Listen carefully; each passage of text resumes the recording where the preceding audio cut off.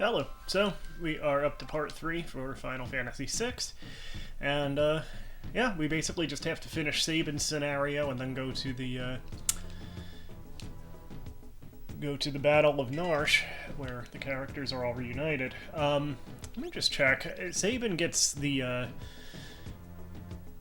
next Blitz Fire Dance at level 15. He's lower than I thought. He's at 12 now. Not too far from 13, but we might want to grind a little bit to make sure he has Fire Dance before the Narshe battle, because that would be very helpful for him to have that. Unfortunately, here on the Veldt, the enemies don't drop experience, so, yeah, we'll have to, we'll probably gain this level. We'll get up to 13 in Serpent Trench. We might have to grind 2 levels, like, outside of Nikeah before we, move on to Narshe, which is a little annoying. There's usually not a lot of grinding in this game for me, but, yeah, I think that'll be worthwhile getting. I think we are pretty well set with rages for Gau, though, so I think we can pretty much just go to Serpent Trench. If we run into it, we might want to get Trillium, because, again, I believe that casts Bio, and that could be helpful in the Narshe battle, because some of the enemies are human-type there, and are weak to poison. But, we do have Bomb and Templar, and Hazer, which are all 2nd level. Magic spells, Stray Cat is a powerful physical attack, so with those I think we're good. So yeah, we'll make our way to Serpent Trench here. I always did kinda not like that, enemies don't drop experience on the Veldt. I mean, they should. You're still fighting them. But, yeah. I don't know. To me, I think they should still drop experience. So it is my favorite game of all time, but there's no such thing as a perfect game, except maybe Tetris. Tetris is about the only game I would call pretty much perfect. But, even my favorite game ever, there's still some things that, you can really nitpick if you want to, and, that you can say are not 100% perfect. That's one of them, I think. There should be experience for Veldt enemies.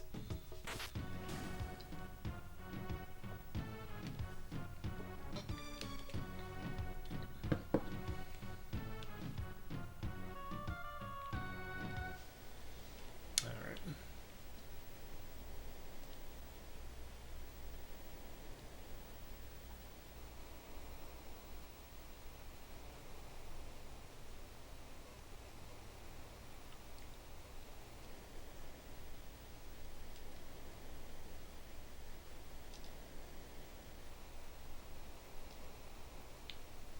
So there's a couple little,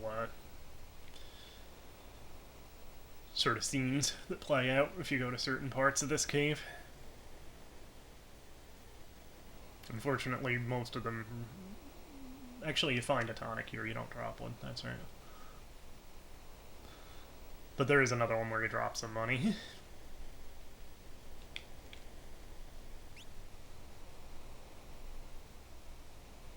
That's if you go up here.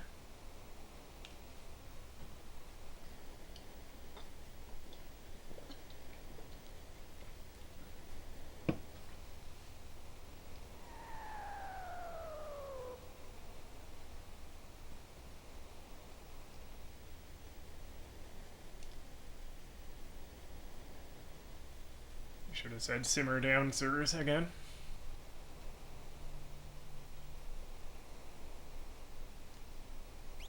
No, I guess it didn't actually take money away that time. It must be if you have a certain amount, and we only have 460 gil currently. Yeah, it must be. Maybe if you have below 500, it doesn't take any away.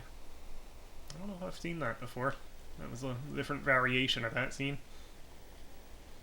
So here's where we find the diving helmet, which annoyingly does not appear in the key items. Of course, there's also the issue that, 3 or later, if you go through the trench again, which we will eventually, 4 characters are all using one diving helmet. I don't even, I don't know how the logistics of that work.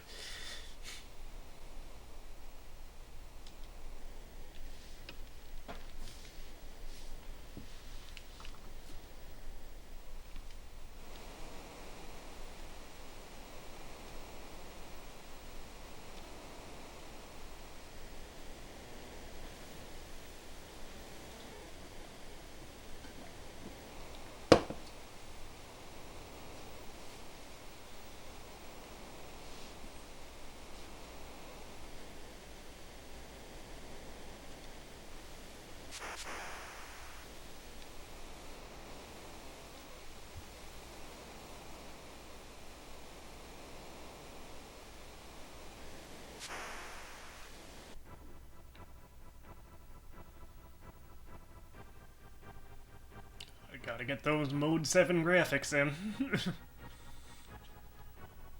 There's a few. Well, I mean, the world map is one too, but there's a few places where they put in these Mode 7 effects. So in here, actually, I think there are a couple of enemies that lightning doesn't work on here, now that I think about it. I hope these aren't them. Yeah. I think there is actually one enemy in this trench that does absorb lightning magic, now that I think about it.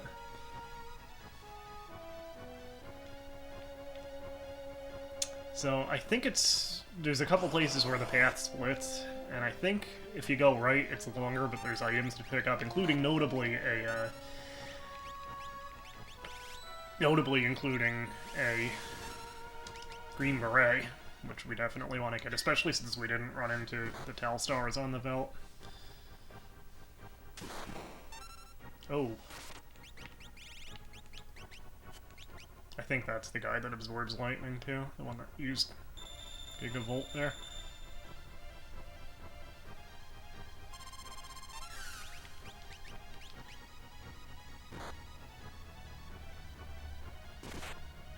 Oh, Jesus. Come on.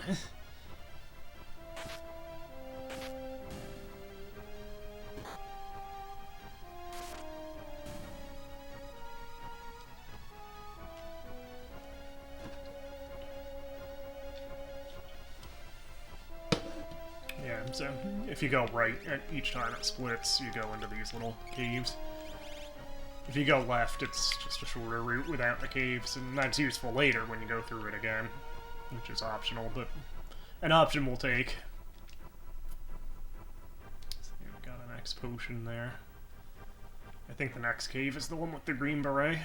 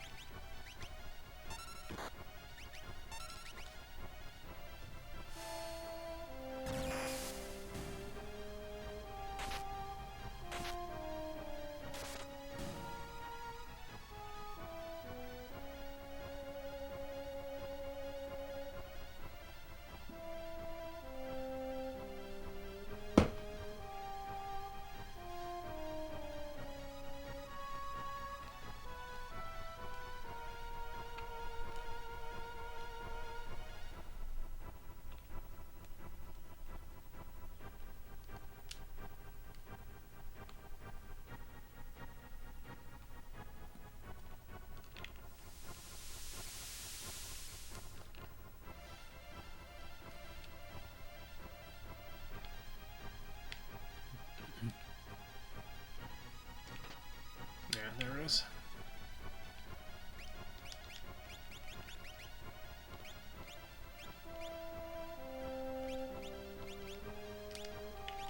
So, go ahead and actually Sabin's already wearing one, isn't he?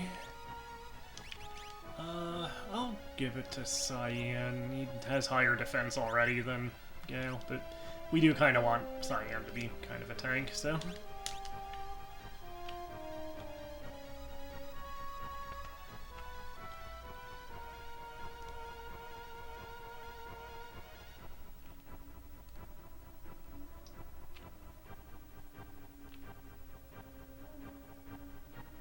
So this should be the last section of the trench. Yeah, there we go. Yeah, there's not much of it left after that last cave, is there?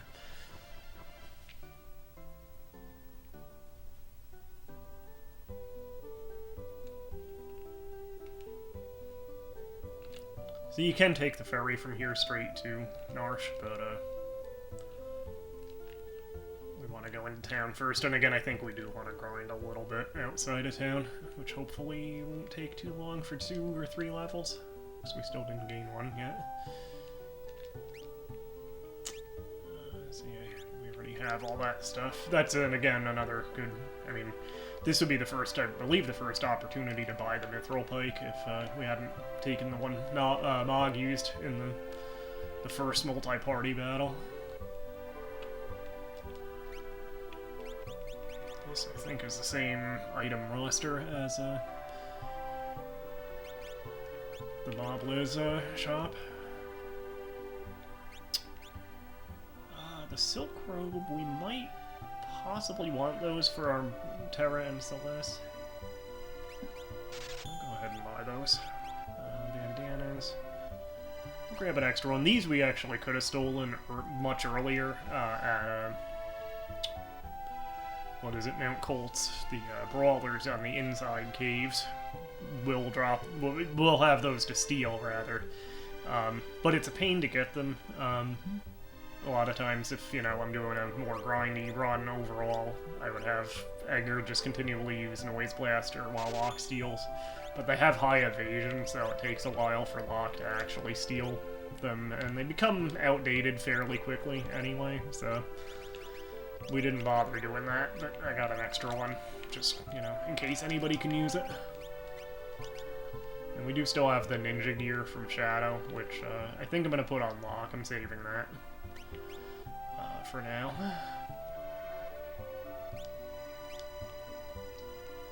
What does what relics do Gau have? Do Gau have? That's a sentence worthy of Gau, isn't it? Yeah, so he does already have a star pendant. So there is a little scene in the hub here, or cafe, in the Super Nintendo version.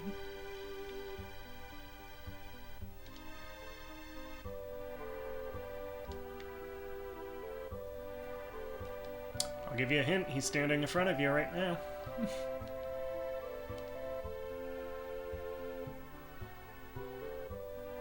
You licentious howler.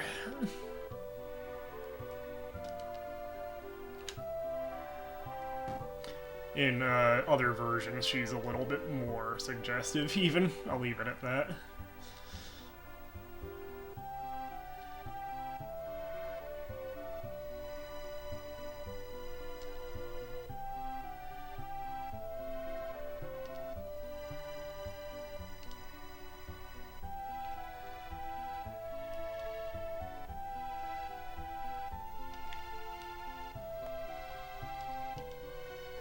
Alright, so we'll go outside of town here and, you know, see if we can get up to level 15 on Sabin, so we get Fire Dance. Stop at the item stop. Yeah. Oh, we'll come back to that after. I don't think there were too many hidden items in this town. Check some of the barrels, but...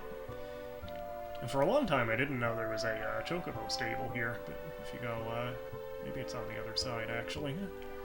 There is a chocobo stable in this town, which I didn't know was there for a long time.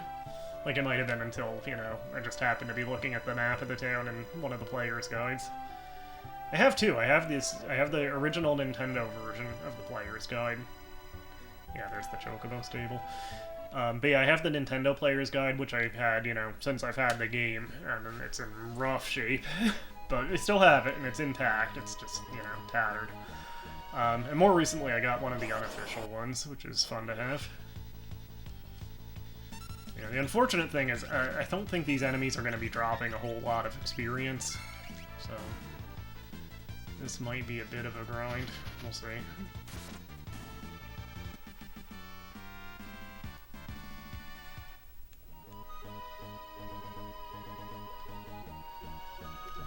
Further west, yeah. Eventually this mountain range, they say it's a rock slide, so that eventually does get cleared up, so you can walk through, and that's how you would get back to Serpent Trench. So you can go through it again. The main reason you want to do that is there's one dance for Mog that you can only get by going through Serpent Trench with him. So when we get Mog, we'll want to at some point soon thereafter go through Serpent Trench with him, because it's the only play in the game you can get that dance, and it's missable after a certain point. After a certain point, you'll not be able to go back to Serpent Trench at all.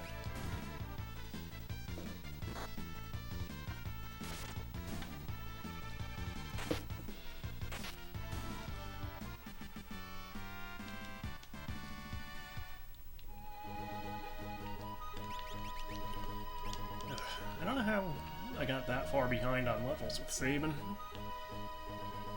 I mean, I've not been running from any battles or anything. I haven't run from any of them. Rhinotaur will give us a little more experience. So we haven't tried it out yet, but let's try out the Stray Cat. I think, if I remember right, I think the Cat Scratch ability ignores defense or something, so it's actually one of the strongest attacks in the game, even though it's from a fairly early enemy.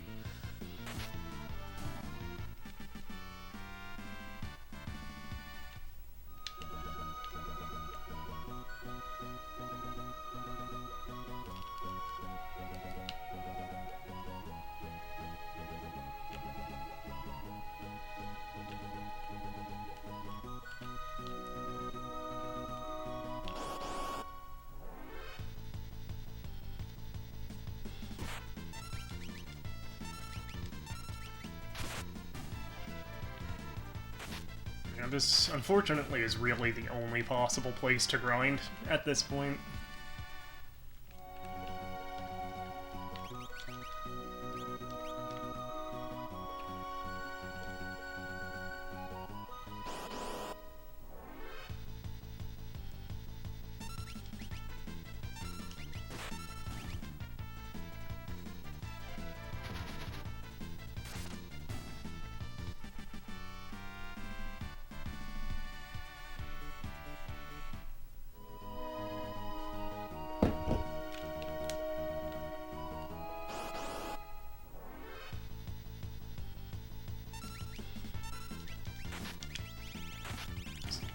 Cat Scratch to go off. There it is.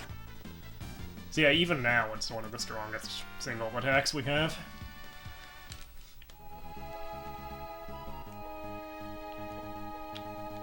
And actually, in a way, being choosy with, you know, unless you're going for a completionist run, being choosy with which rages you get for Gau is actually beneficial because it makes his list a lot shorter.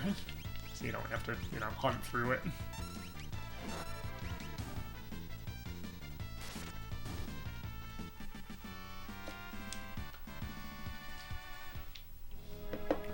When you're able to assign magic to any character, Gau actually makes a pretty decent mage, too.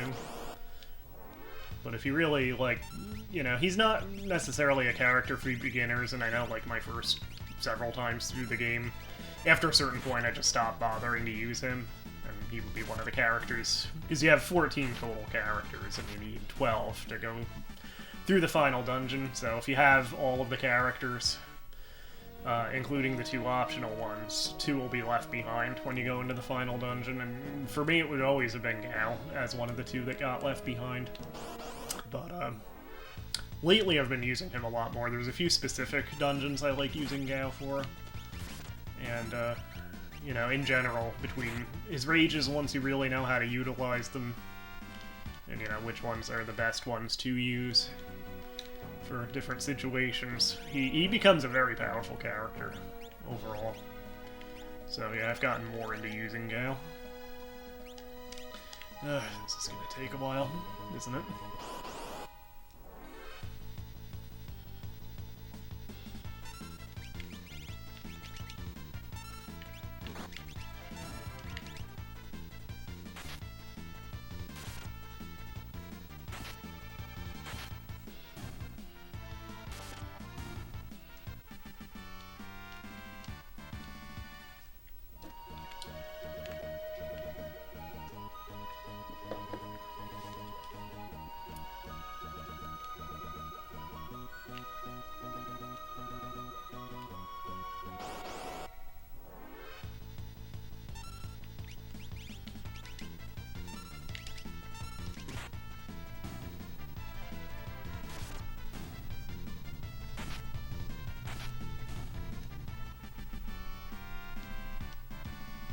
Level for Cyan. It wouldn't be bad for Cyan to get his Quadra Slam attack too, which is probably also at 15, since he's at 14 now.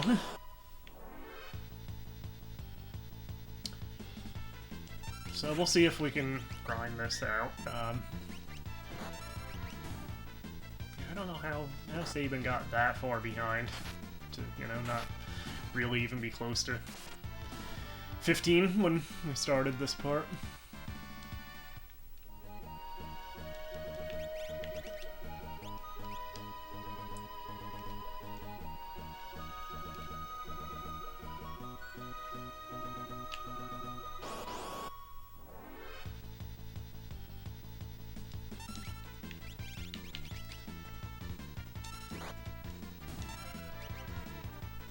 mean, you don't really even need to use Stray Cat on these enemies. They're weak enough that even just the guard rage is more than enough. We are getting decent gold, though, at least. You know, it's 500 for each battle, roughly. So we should be able to, you know, buy whatever we need at the shop after grinding this.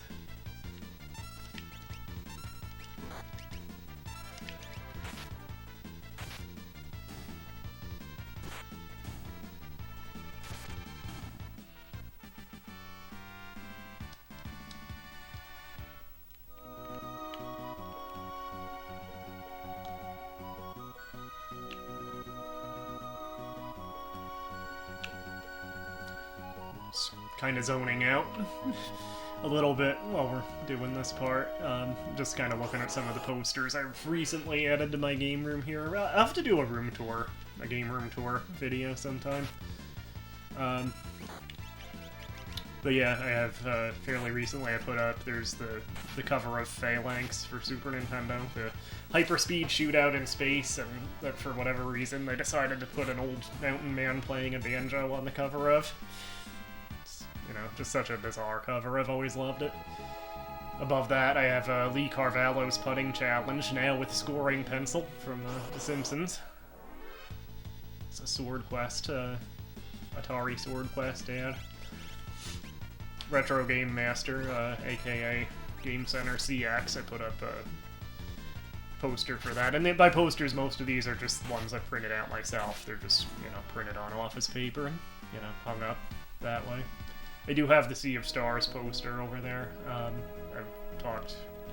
When I was playing Mystic Quest, on this, I was talking a lot about Sea of Stars because I was playing that, you know, on my own time. I absolutely loved that game.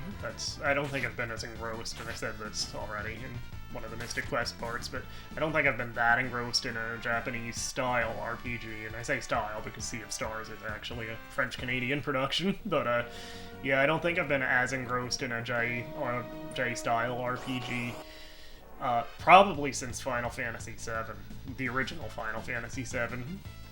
You know, just for reference, I first played Final Fantasy VII at age 14, and I first played Sea of Stars at age 40, so, you know, that's kind of saying something, I think. But yeah, I adored Sea of Stars. I'm looking forward to the DLC, which is free, apparently, that they're putting out next year, but, yeah, I really love that game, and I might, probably not anytime soon, because I did just play it, but, you know, sometime.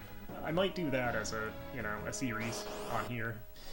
But anyway, I bought the physical edition. I always buy the physical editions. So, yeah, the poster that came with that I have on the closet door over there, too. I have the record single, along with a printout poster of the cover of Buckner and Garcia's Pac-Man Fever. I had the poster printout already, and I got, you know, a copy of the actual single, the 45 RPM single, so I kind of tacked that up. I put a push pin and, you know, hung the record up on that next to its cover. Below that is, I clipped it from an old comic book, the ad for Mortal Monday, which was September 13th, 93, I think? I think last year was the 30th anniversary of Mortal Monday. That was, of course, that was the day that Mortal Kombat came out on all the home systems, and they did the big advertising push for it. Which was a memorable campaign. I mean, everybody remembers that TV commercial where the kid runs out of the... It's like an empty city street. The kid runs out of the building and just yells, "Mortal Kombat!" And I think that when he yells Mortal Kombat, I think that was the same voice clip that was used in the in Techno Syndrome, the movie, the theme from the movie. Which, when I was in high school, I did fencing. I'd love to get back into that sometime, but I was a fencer in high school and a little bit in college. There's not a lot of places around here to do it, unfortunately, but, yeah, even when I did fencing back then, there were, like, the classes would have, like, a couple weird old guys that did it alongside, you know, the high school and college age students, so, yeah, I could be one of those weird old guys now, I guess. I'm well past any dreams of competition, you know, Olympic or whatever, you know, higher level competition. But, yeah, just for fun, I'd love to do fencing again. But anyway, when we would do, like, practice bouts and stuff in fencing when I was in high school, we had a lot of standard CDs in rotation that we'd play while we were doing it, you know, because they were not serious competition bouts or anything. They were just for practice and for fun that we do after the lessons.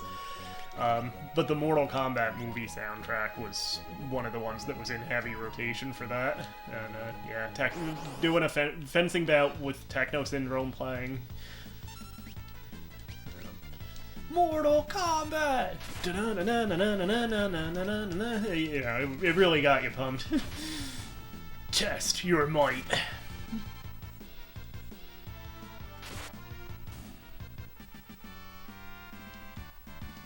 Got a level on Gau. So how are we doing? We're decently almost still level 14 on Sabin, at least. I guess that's one good thing, is, you know, grinding like this does give you a chance to talk about other stuff. Other posters, I have the Toe Jam and Earl poster, which I've actually bought 2 of. I do have a copy of the game that had, it wasn't used, but it had the box. It's still the copy I have. It's an ex-rental copy, and it did have its original box, but it did not have the poster, so I bought the poster on eBay, and then after, you know, moving it to, you know, several different places, you know, it was hung up, like, in my bedroom at home, originally, and then it followed me through 2 apartments. Well, I guess I didn't have it hung up in my first adult apartment. I did have an apartment in college too, so technically my second apartment, but my first one in adulthood. I guess I didn't have a place for game posters or anything there, but it would have been packed up somewhere. My second apartment, as an adult, I did have the Toe Jam and Earl poster hung up, and then I have it hung up here in my game room in my house now. But yeah, my original poster that I bought on eBay got so kind of ratty. I still have it, but it got so kind of tattered on the corners that I eventually did replace it with a new one from eBay. So yeah, my second Toe Jam and Earl poster is hung up there. Angry Video Game Nerd poster is next to him. Next to that is a printout. I printed out that Nintendo Power Zelda artwork, that really bad one where Link, A, looks like he's about 45 years old, and B, looks like Tim Allen. The weirdest interpretation of Link of all time. But, you know, it's so crappy and, you know, stupid that I love it. So, yeah, the Tim Allen Link I have hung up. The Japanese box for, Rockman, Mega Man 1. 3D World Runner, which I always like the atmosphere on that game. You know, I guess atmosphere is the word I would use. But, yeah, I always dug that. That was actually a Square game, too. But yeah, 3D World Runner, I have a printout of the magazine ad for it. Yeah, it was published by Acclaim, but yeah, that was actually a Square game. Rare did publish, or have games published by Acclaim too, in the NES era. But yeah, 3D World Runner was Squaresoft. I think it was pretty much the same team that did Final Fantasy 1, and also Rad Racer. And I think King's Knight, too. And those, like, that early Square team that did those games, like, each one was published, at least in the US, by a different company. Because, 3D World Runner was published by Acclaim. King's Knight, Square actually did publish themselves. Final Fantasy 1 was published by Nintendo, and Rad Racer was published by Nintendo, too. Rad Racer was published as one of the silver box games, like after the original, like the first gen black box games, that, like Mario 1 and Donkey Kong and all of those were, well, Donkey Kong was a classic arcade series actually, but yeah, Mario 1, Excite Bike, Ice Climber, those the early sports games like baseball, Slalom, which was actually Rare, did that one. Kung Fu, which was Iron, actually did that. But published by Nintendo. But yeah, after that black box series, there was the silver box series, which there weren't many of. There was Rad Racer, there was Kid Icarus, Metroid was originally a silver box game. Later they did a reissue in the classic series with a different label for Metroid 1, but The original release was the Silver Box series, and even though it didn't have the Silver Box, I think Mike Tyson's Punch-Out was counted as a Silver Box game because it came out, I think, on the same day, or at least right around the same time as Metroid. It's 14 for Sabin. It came out at least around the same time, if not on the same day, as Rad Racer, Kid Icarus, and Metroid. So, yeah, I think Punch-Out is counted technically as a Silver Box game, kind of. Even though, again, it doesn't actually have the Silver Box.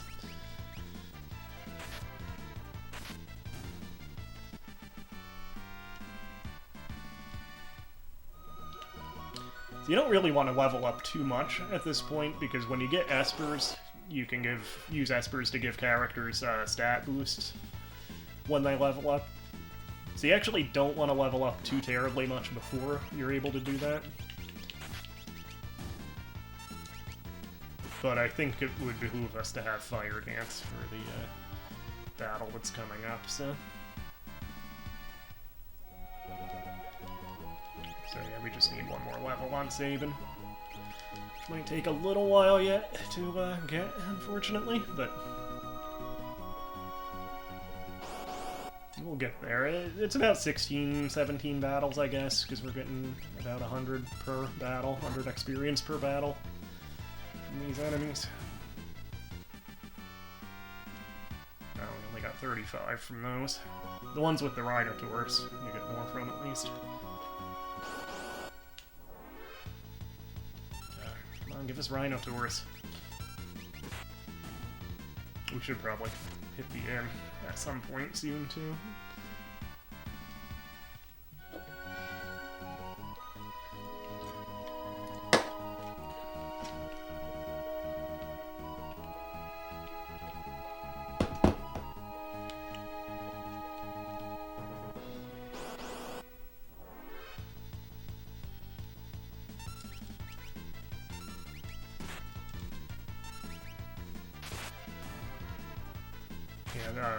I think Cyan probably gets his next sword tech at level 15 also, so that'll be helpful to have as well.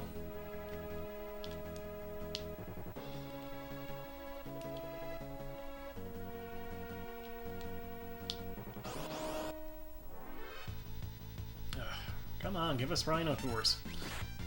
Damn it.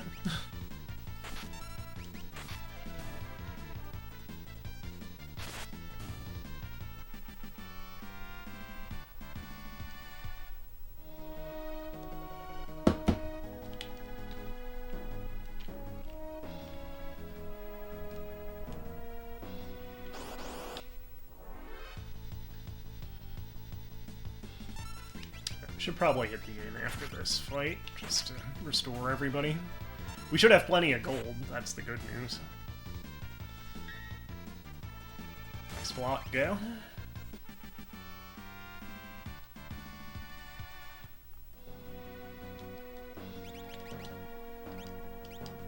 Getting there.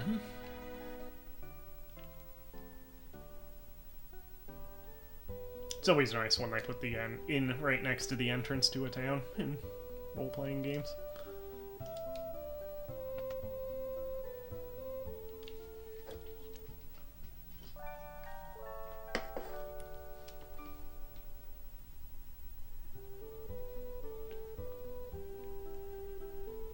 Yeah, just looking at more posters I actually have on the same cabinet door that Sea of Stars and Retro Game Master are on. I have there might be an elixir in this clock. Yep.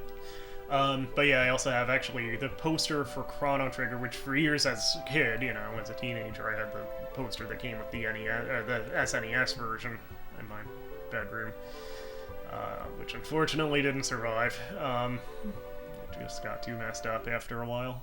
And of course now that's a little on the expensive side to replace, I believe. But fortunately the DS version came with a poster. It's the same thing, it's the box art. I think the only real difference is the Super Nintendo poster had the game logo on it, and the DS poster is just the picture, just the box art, the Toriyama box art. So yeah, I do have that hung up. The posters I have now are all hung up with painter's tape instead of, you know, sticky stuff or scotch tape or whatever, so... So we got Quadra Slam on Cyan. So yeah, they shouldn't get as messed up if I decide to take them down or move them or whatever. But yeah, anyway, I have Chrono Trigger on that closet door. Below that is actually, it's a fan art picture, but for the 30th anniversary of this game, Final Fantasy VI. It's a nice piece of fan art with Terra kind of standing against a few scenes from the game that somebody drew. But yeah, it's a nice poster. And next to that is the little mini poster that came with Dredge for Switch, which I need to go back and play more of. I really was enjoying Dredge, and then it kind of got away from me, time-wise. So I need to go back to Dredge. I think there's a DLC out for that, isn't there? But yeah, and then below that are Retro Game Master, and then the Sea of Stars poster. That's it on that more. But yeah, sometime I'll have to do a room tour video. That'll be fun.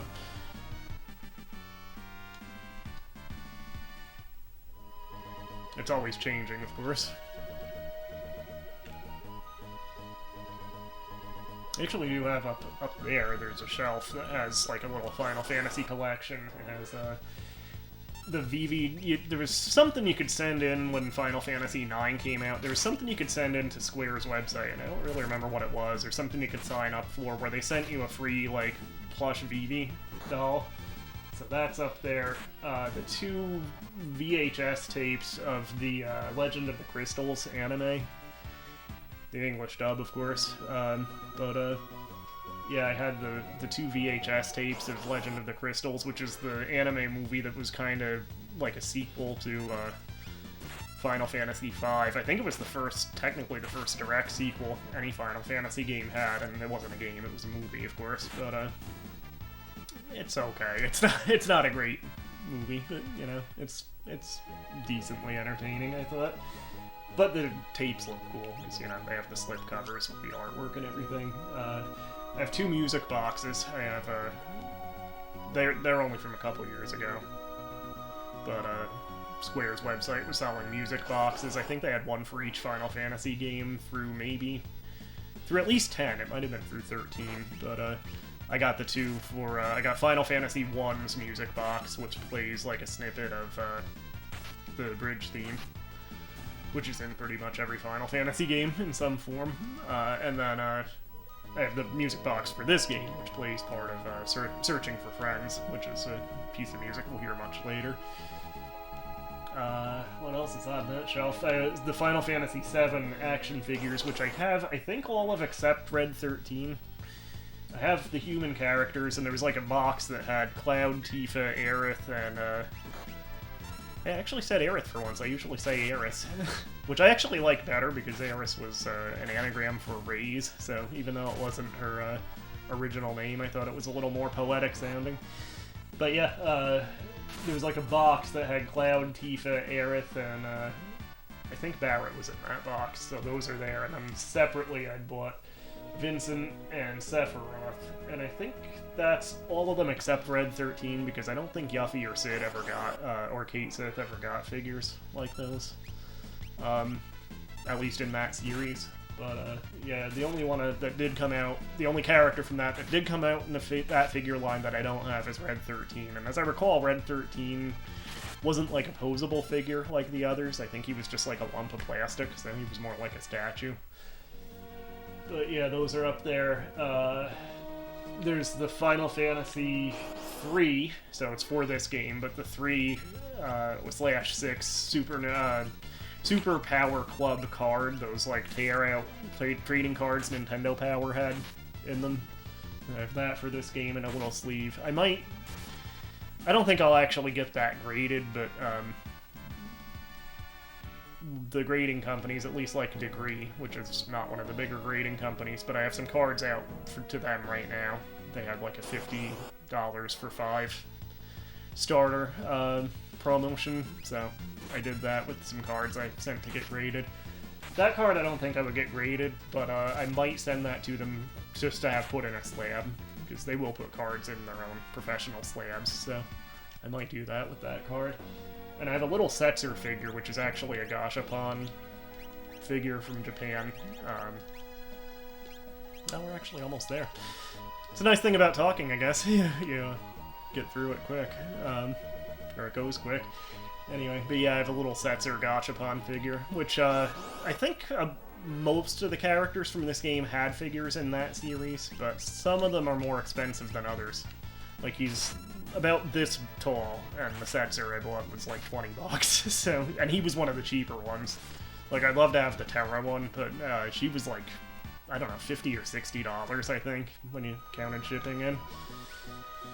So maybe someday I'll get more of those. But, yeah, I have Setzer, anyway. Yeah, I guess that's it on that Final Fantasy shelf.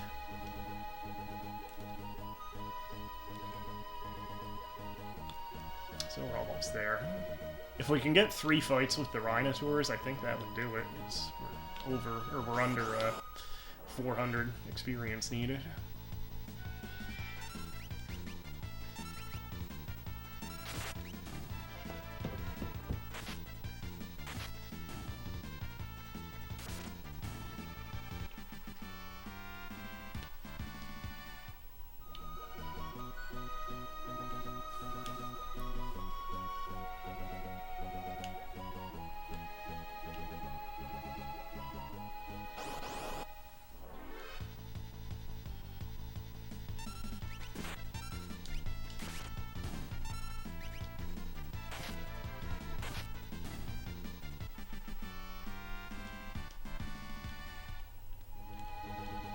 Now it's probably not going to give us any Rhinotaurs right now that we're relatively close to getting that level up.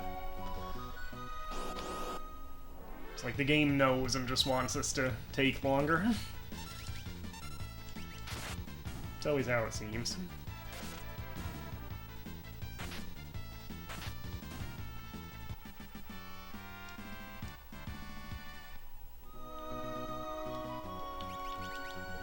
Oh, only 200 left. 2 Rhinotaur fights would do it, and then some.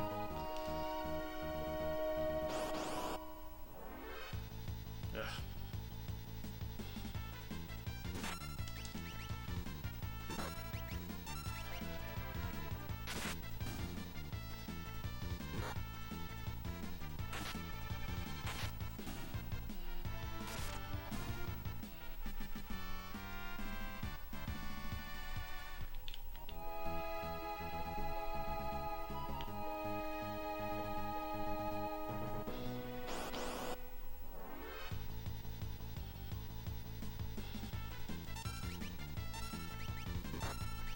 Yeah, if it would just let you, if that mountain wasn't there blocking us at this point, it would be nice if you could just go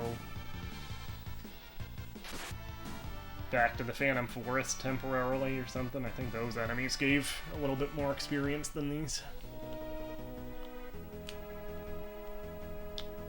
Or they could have just put, you know, some of the enemies from that area overworld kind of around this town.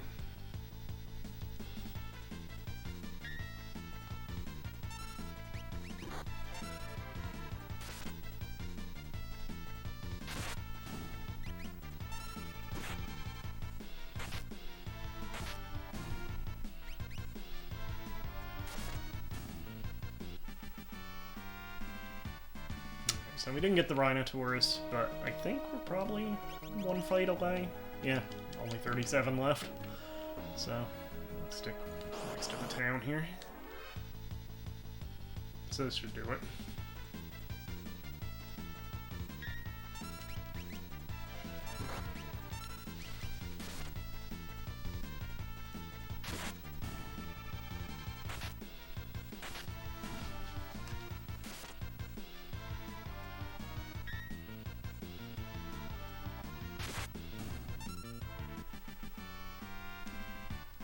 There it is.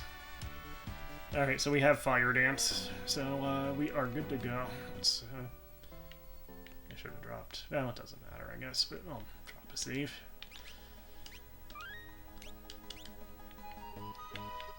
Alright, so we'll hit the inn. What's our money situation? Oh, 25,000. So yeah, we'll hit the shops too. Just, you know, get whatever else we might want.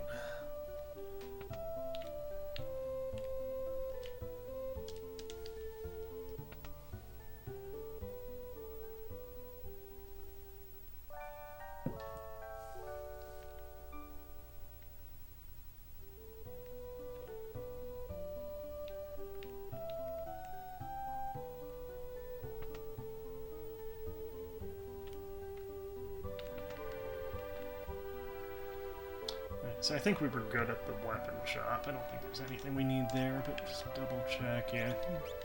Don't need any of that. Armor shop, is there anything else we want here?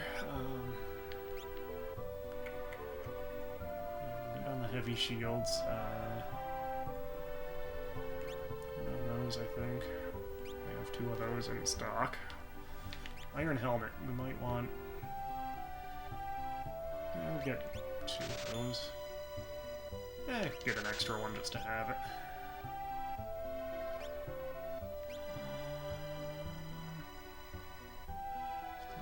Good with those because we're probably going to replace the one Celeste is wearing anyway.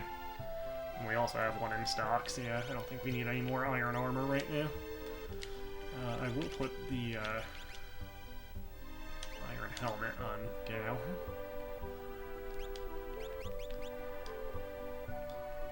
Gau has, like, weird equipment. Like, he has a couple of, like, heavier pieces, like the iron helmet that he can wear, but he can't wear the iron armor. It's kind of strange. Might as well get a few of these, replace some of the star pendants. Get 6 of them. So, who still has a star pendant? We'll put the fairy ring in place of that. And again, I want to save that ninja gear for Locke.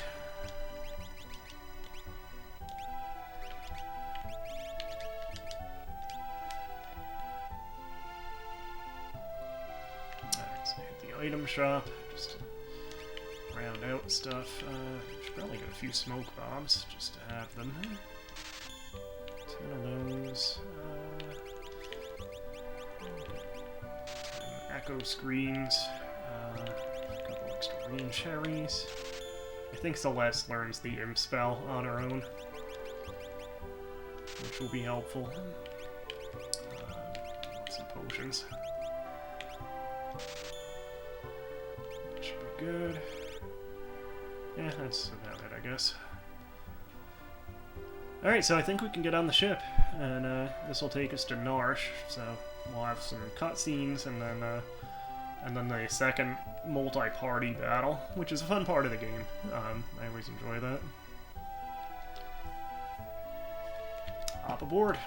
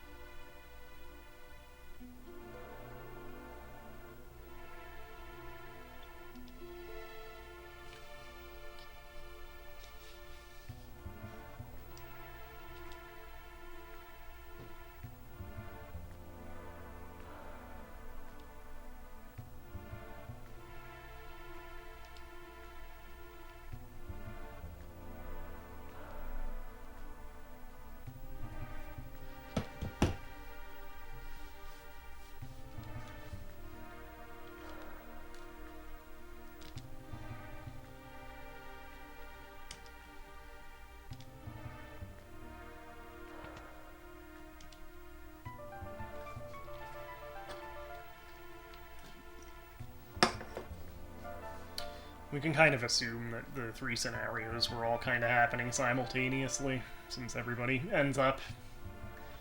I mean, Terra and Edgar ended up back in Narshe first, which makes sense, they had the shortest distance to travel. But, yeah, we can kind of assume that Locke and Sabin were, you know, doing their stuff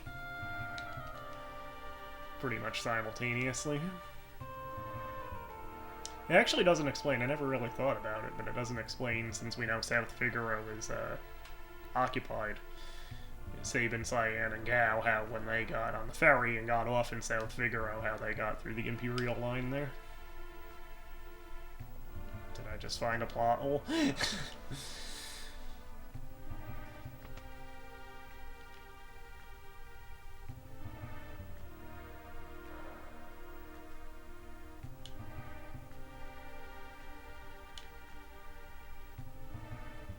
And the 3 scenarios was kind of a neat way to introduce more characters before bringing them together. That's the last Cyan and Gau, especially. Well, not especially. Those are all the new characters from the scenarios. Yeah, it's kind of neat to introduce them and then have them later come together and, you know, interact for the first time, like Cyan and Celeste being mistrustful here.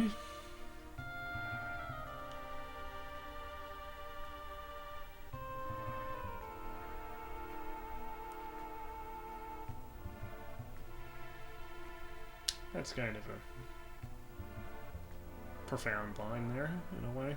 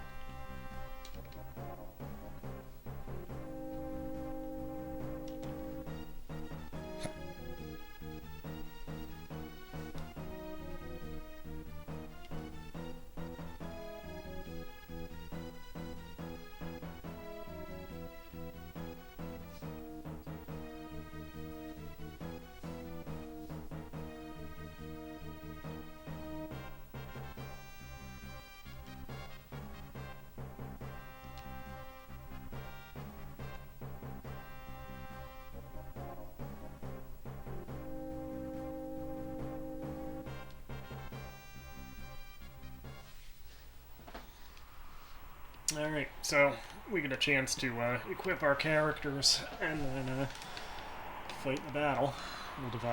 We'll have them divided into 3 parties.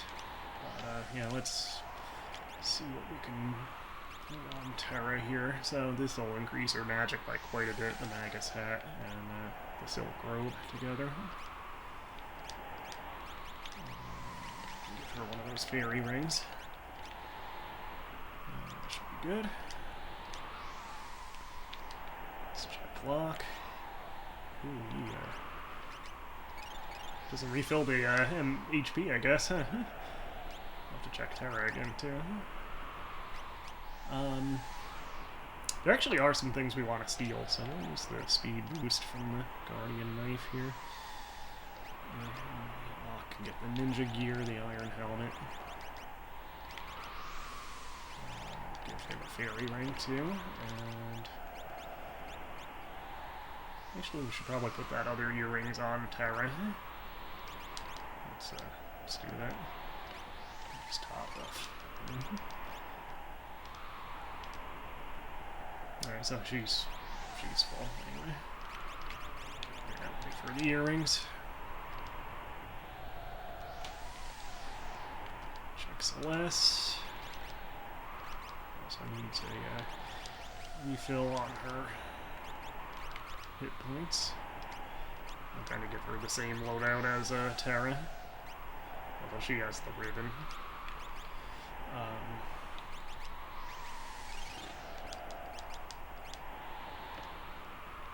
Cyan, Sabin, and Gau we should be okay with because we'll just have those in our party. So check Edgar, and then we should be set. See if he gets an iron helmet, iron armor. Give him a fairy ring. We'll give him the white cape too.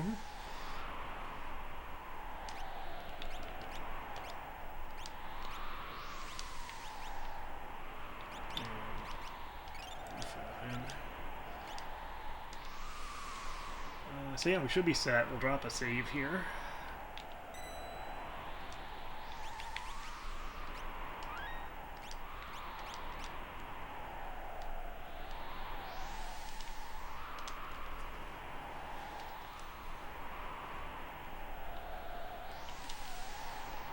Right, so there are different ways you can play this. You can have like your four strongest characters in one party, and you know, kind of hunt down all the enemies, and then have like two single character parties just kind of guard Bannon. I tend to be a little bit more reserved in that I usually have 3 more balanced parties.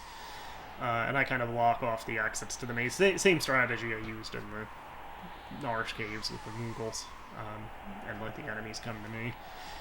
And again, there's also different ways you can set up the parties. For our purposes, our star characters are going to be Edgar, Sabin, and Gau. So we'll put them in first, and we'll have each of them in a separate party. Terra and Celeste will be kind of like our healers, primarily. They can use offensive magic too, but one of their main roles is going to be healing with their cure spells. So we'll put, we definitely want one of them with Gau, since he'll not be controllable while he's raging. Put Terra with,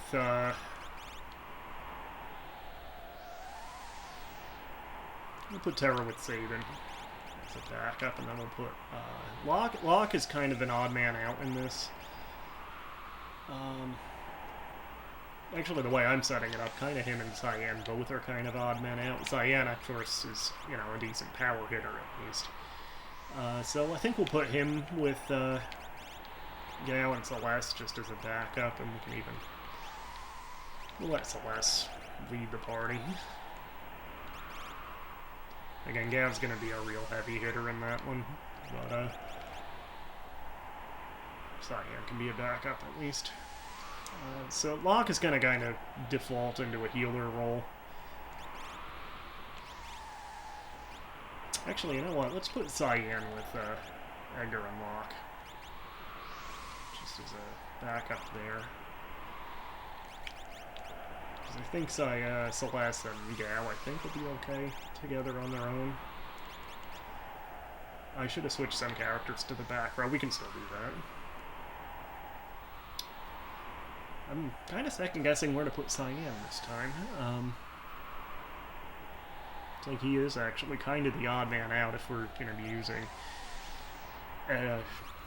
using Locke as a healer. Actually, let's swap Locke there. We'll put Cyan and Sabin together, and we'll have Terra just go with Edgar. Because I think we want Sabin's party to fight the mini-boss and the boss of this section. So that'll give that party a little more firepower, and it'll have Locke able to steal from stuff.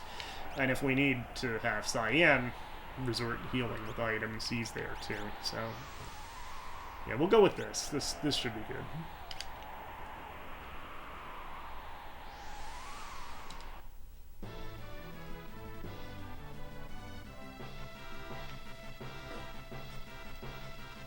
Yeah, I always enjoyed this, and I always wish there was at least one more in the second half of the game of these multi-party battles, because, you know, the planning them out and stuff, that's kind of fun. And I mean, this is, it's a JRPG, it's not a strategy game, but it's kind of fun to have that strategy element thrown in occasionally. So yeah, we're going to have, for a lot of these battles, it's mainly going to be Edgar using his Bioblaster, Sabin using Fire Dance, and Gau using probably the Templar or the Bomb Rage.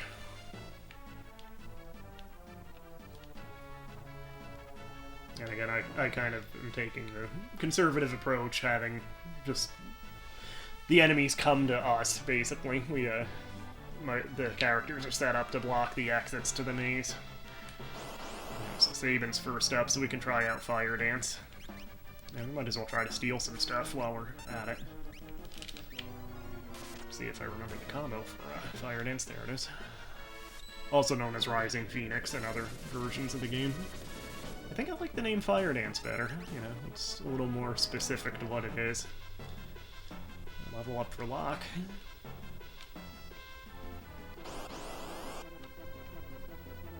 Back attack. Which reminds me I should go through and reposition some of these characters. So let's use Templar because that has a safe status that it also applies to Gau while he's using it. And again, its main spell is Fire 2. I guess he's just gonna keep doing the physical attacks.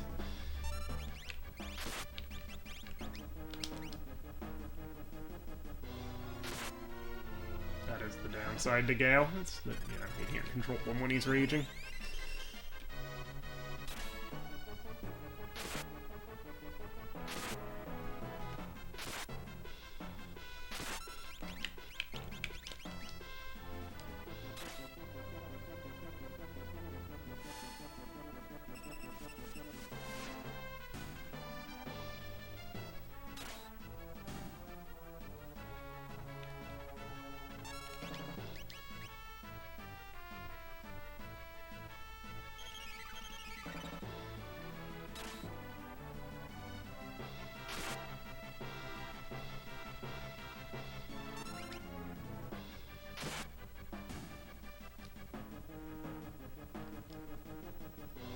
Okay, so let's...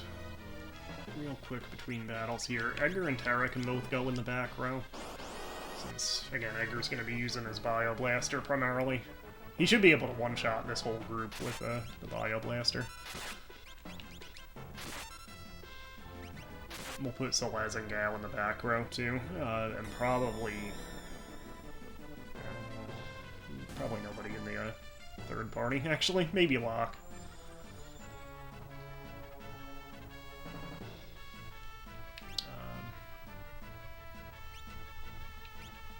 Yeah, we'll leave all three of those, because Locke we might have attack when he needs to.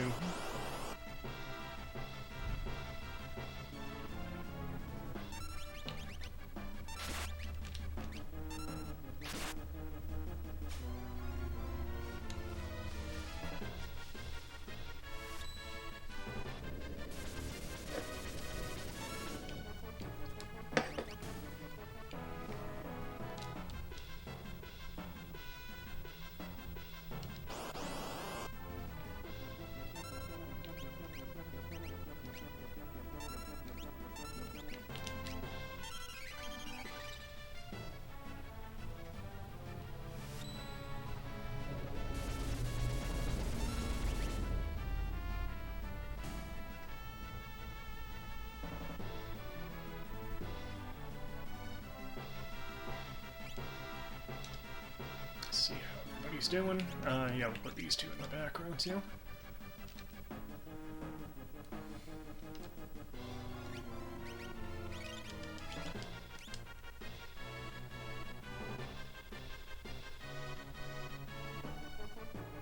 So yeah, the brown soldiers are a little, the parties they represent are a little bit stronger.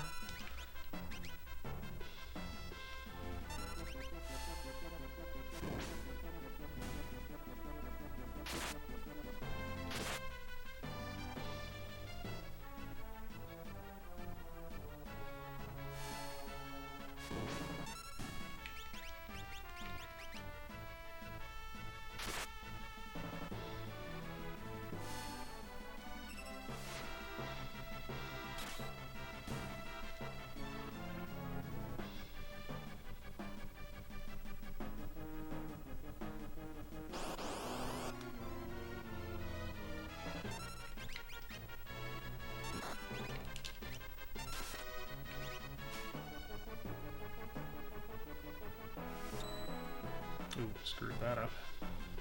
We have Quadra Slam building, so...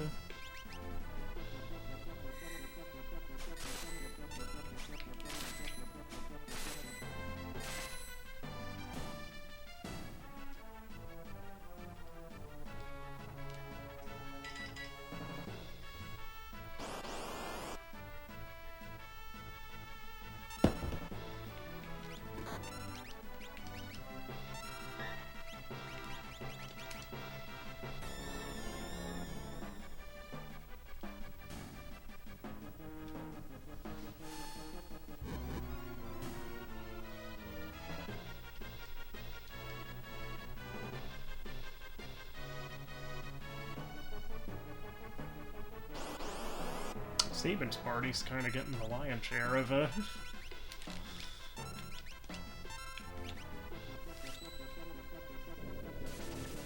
battles here, isn't he?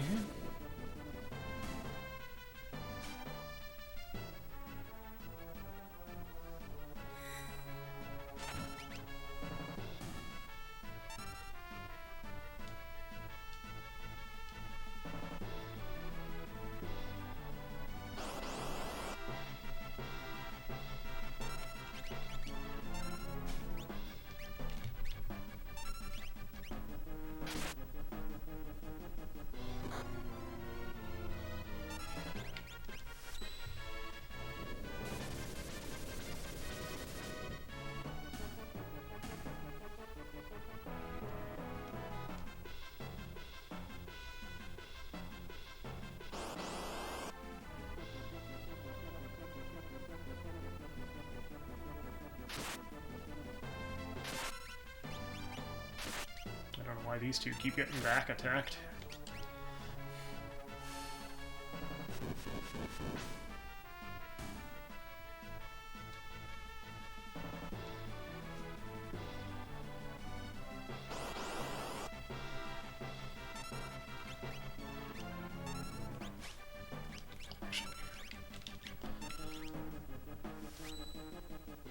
Ah.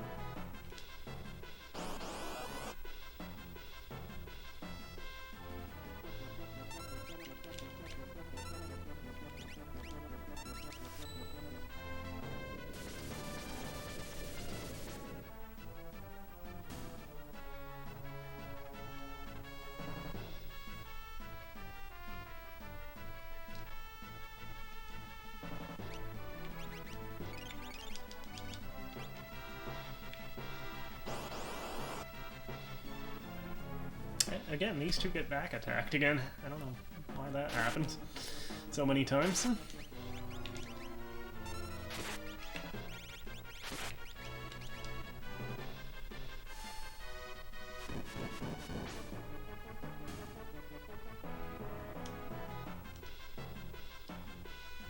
So we should be getting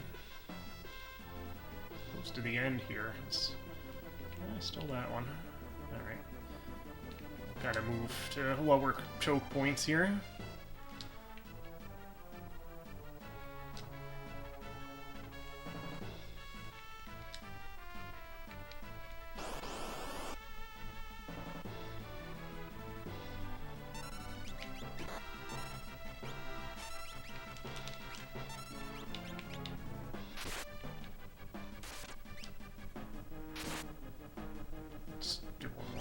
steal attempt. On that heavy armor, I forget if they... I don't know. I don't think they drop anything really notable, but...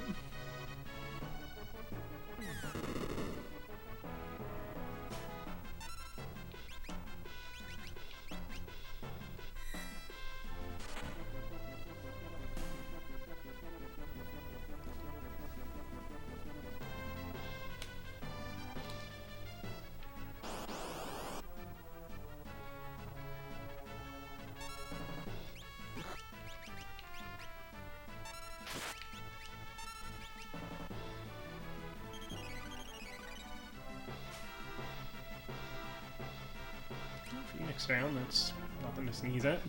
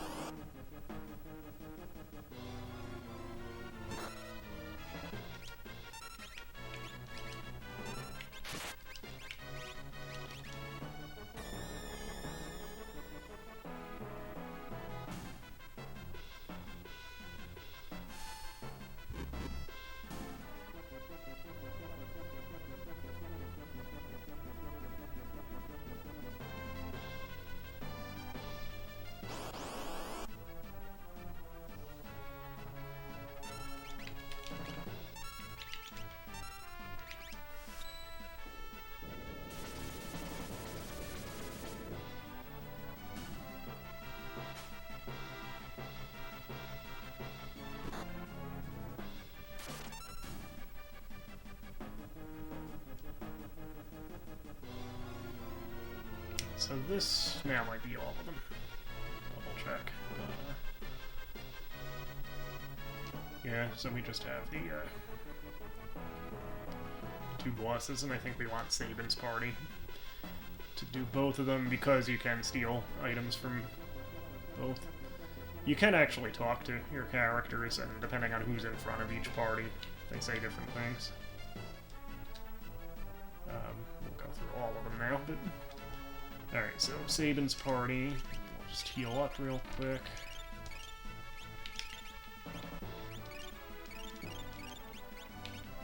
Yeah, especially with the HP boost from their green berets, these guys are kind of tank. Sabin and Cyan. So we do want to try to, I think, steal from this guy.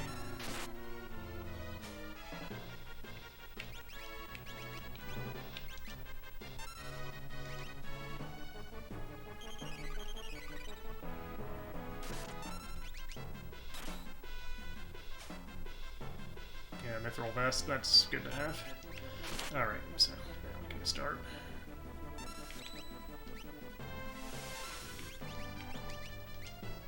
Trying to take him down.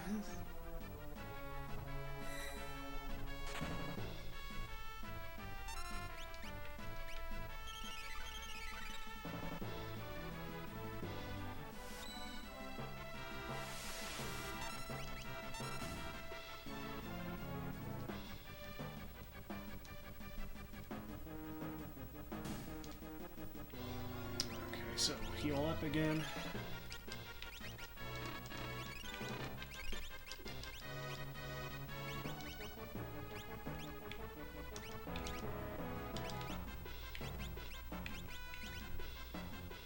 So yeah, I think we'll put that on Sabin,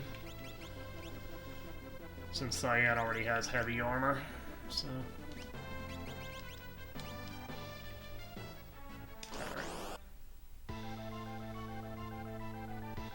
Actually, this is a good fight to use Celeste in, also.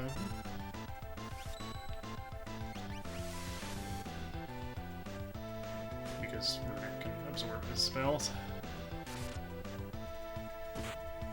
But we're using the lock party.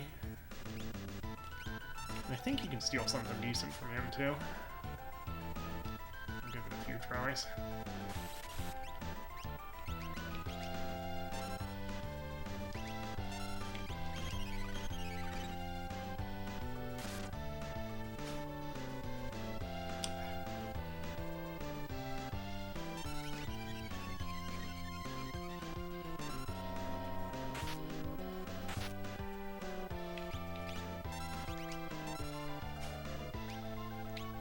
Either. I guess that's better than nothing. I thought it was something better than that, but...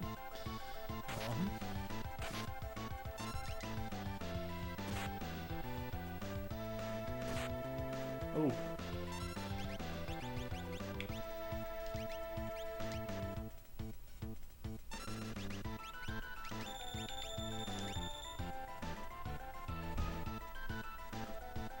This is one benefit to having 3 characters in this fight. You know, if somebody goes down, you can raise them and heal them at once.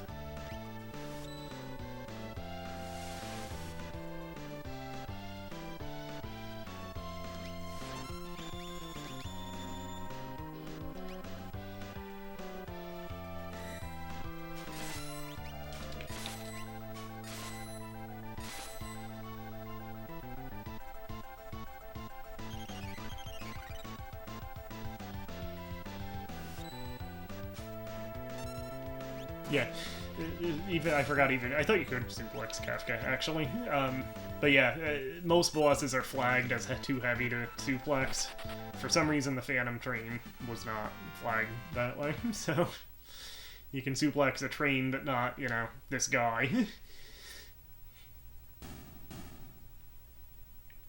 So, yeah, that's the Battle of Narshe, and I always enjoyed that part. We get a string of character development cutscenes. For Terra here, there's an optional one for Edgar and Sabin, and there's one for Locke coming up, too.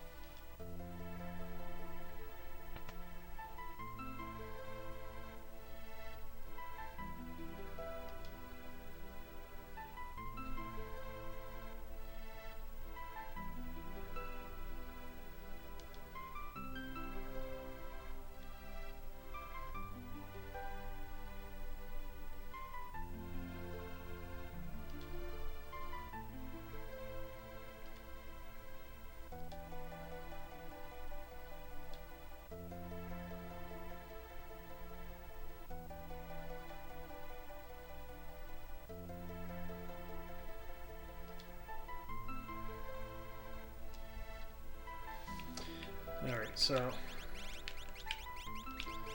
we'll take those two. And we'll take Edgar and Sabin for now. I might come back and swap somebody else in. Possibly. I might stick with this. Actually.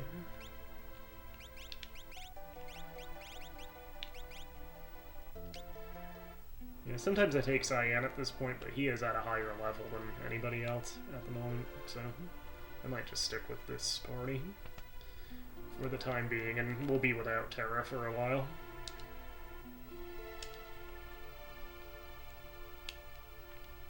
There's that in the music, that that kind of Uematsu thing that was used quite a bit in his work for Final Fantasy VII.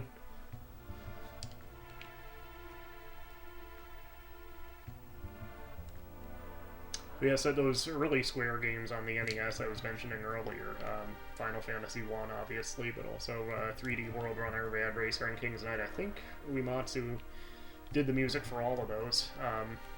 The only one I'm not 100% sure of offhand is King's Knight, but I think that was his soundtrack as well. And he definitely did Rad Racer and 3D World Runner, and obviously Final Fantasy I. So there's some stuff we can pick up while we're here in the treasure house, which is over this way.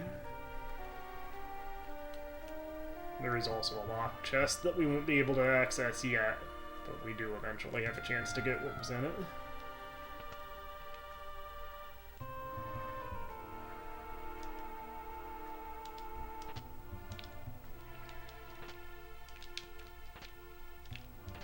So a lot of this stuff will be useful.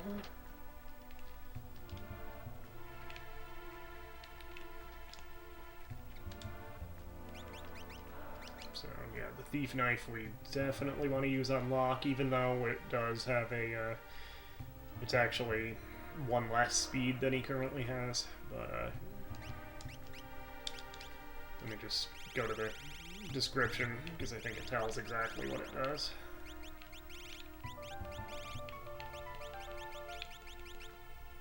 Yeah, it actually has a random steal attached to it, so when you use the fight command, occasionally it'll actually do a mug attack.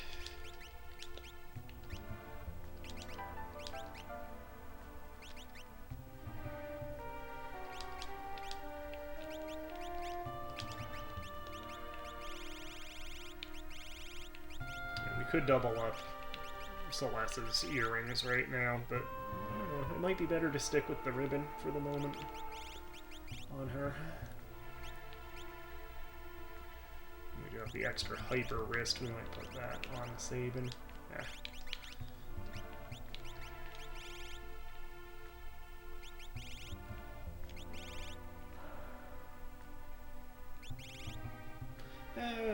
Actually, we'll leave the fairy ring for now. Eventually we can get Atlas armlets, which are, we'll put one of those on Sabin.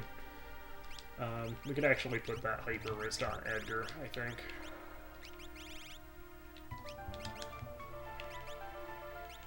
Anything else we want to use here? The wall ring we don't need to use yet, but that will be useful. Oh, the sneak ring for Locke. That ups his speed and it helps with stealing. Alright, so we should be good to go. I will check the armor shop and the weapon shop. I think they might have some new stuff too. I know they have a flail for Celeste, which has high attack power, but I don't believe she can use Runic with it. So that's a bit of a trade-off. The armor shop is actually like up here in a weird spot.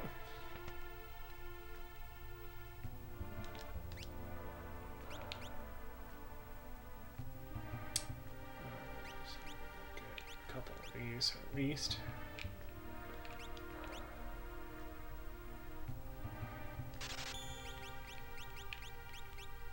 I think we're good otherwise there.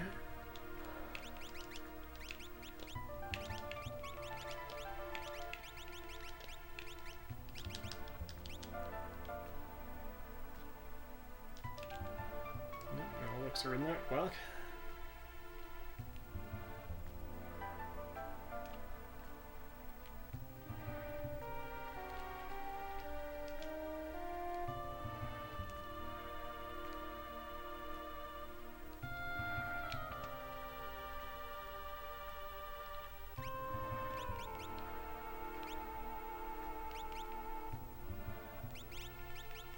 if we didn't have the thief knife, the full moon would be good for Locke.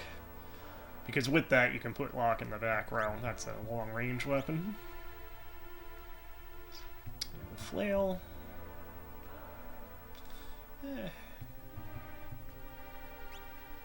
Yeah, I think I'll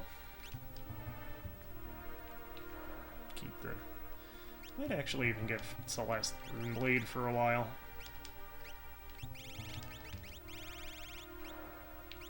Should reorganize this stuff.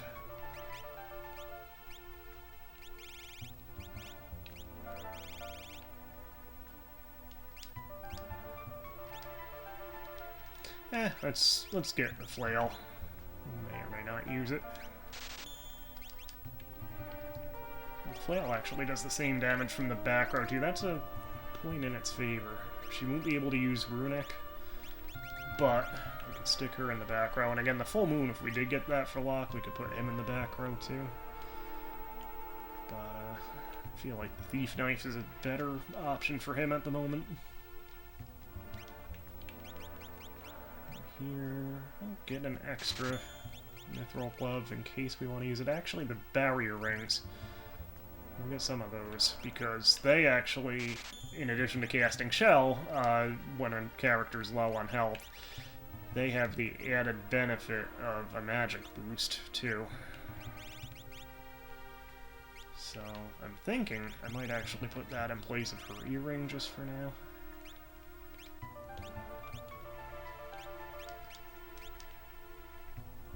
Yeah, I tend to use the barrier rings quite a bit on magic-based characters. I might actually even go ahead. I'll give her the earring and the barrier ring. I could do 2 earrings.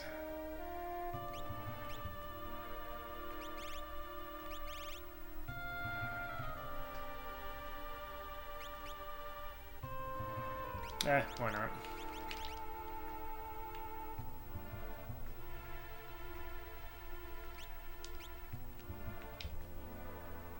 Let me grab a full moon, too. We can decide whether we want to use it or not.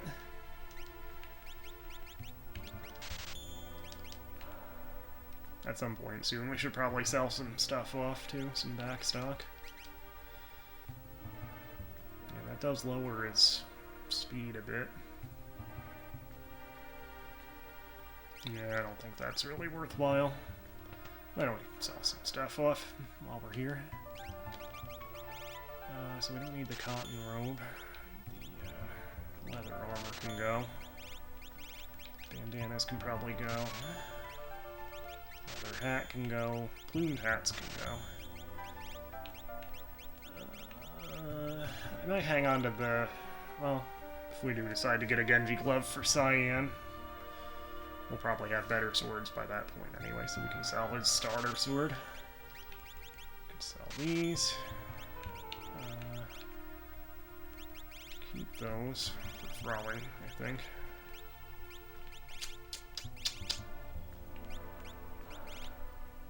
Since we have the fairy rings, we could probably sell these off.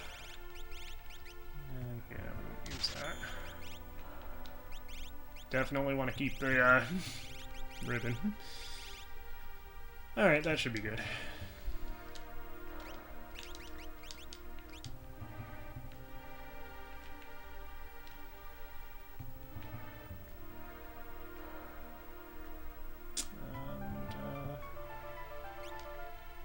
Go ahead and stay at the end just to restore Celeste's MP. I don't know why that's still drained.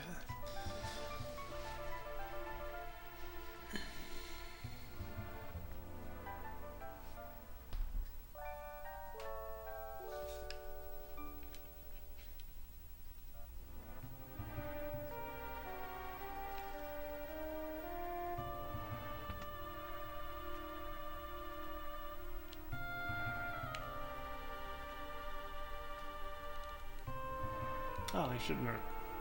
I could have just gone here and used the recovery bucket. Yeah, I kinda... You don't need to use the inn in this town. Unless you're like me and forget. Alright, well, anyway. Save. And make our our way to the castle. I think we can pick up a couple extra tools for Edgar at the castle, too, while we're here.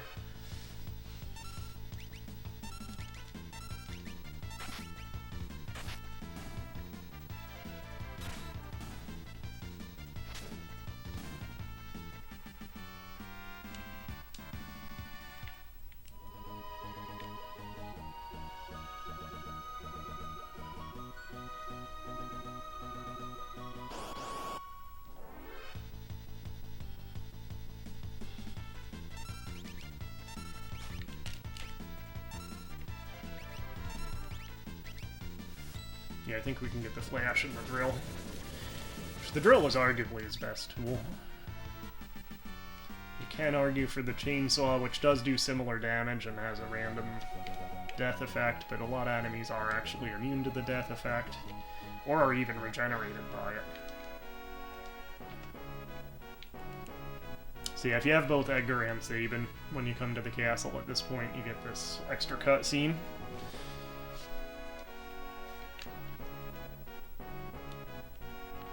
So for our purposes, we just need to go to the shop here, get those tools, and then go to the inn in the castle. Another reason I wasted money on the inn in Narshe, I guess.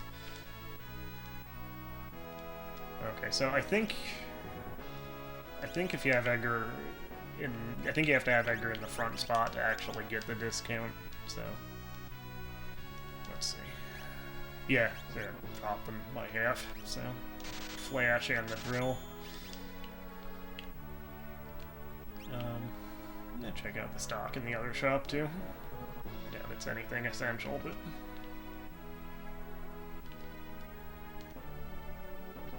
but it would be a good opportunity to restock some stuff anyway.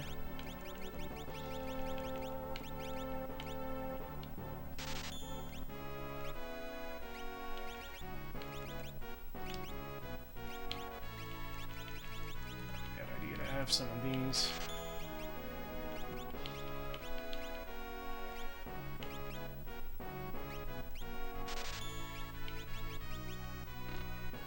Yeah, kind of ran out of cash for the tincture.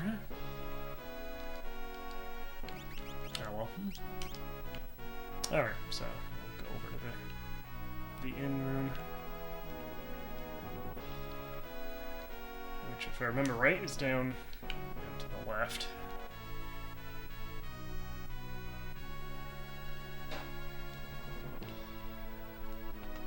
Oh, yeah, that's helpful. We already fought him.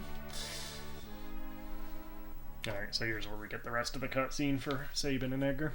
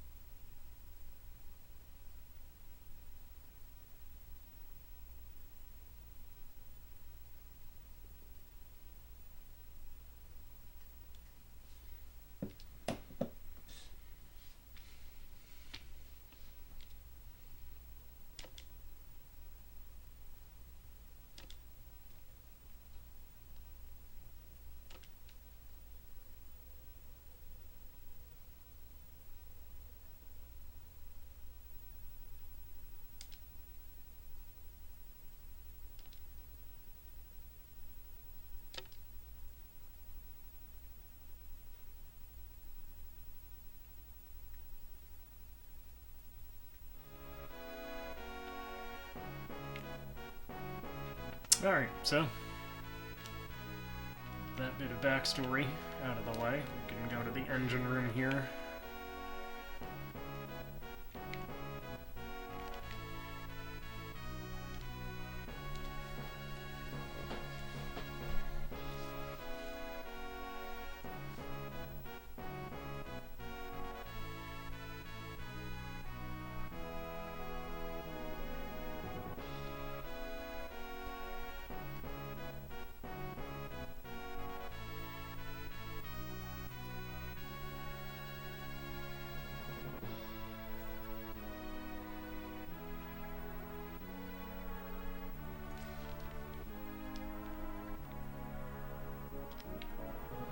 We will be able to go down there eventually.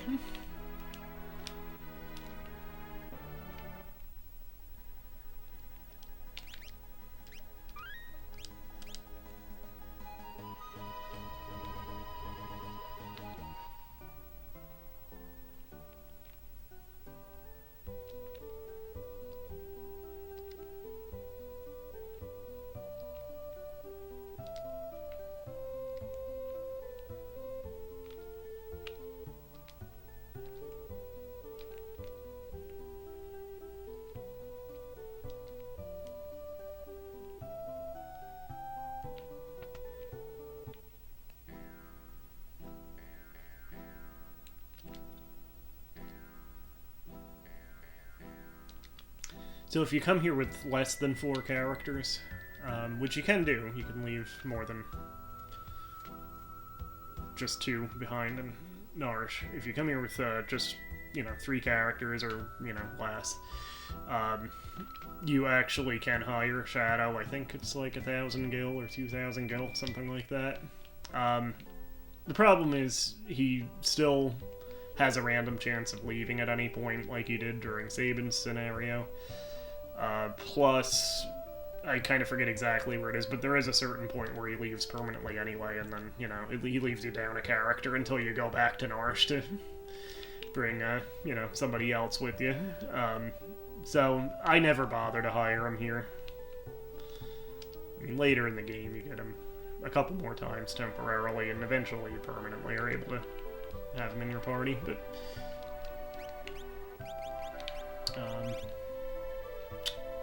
yeah, since we don't have Shadow, we can wait on buying that stuff. Yeah, that's the same stuff we already have a good handle on.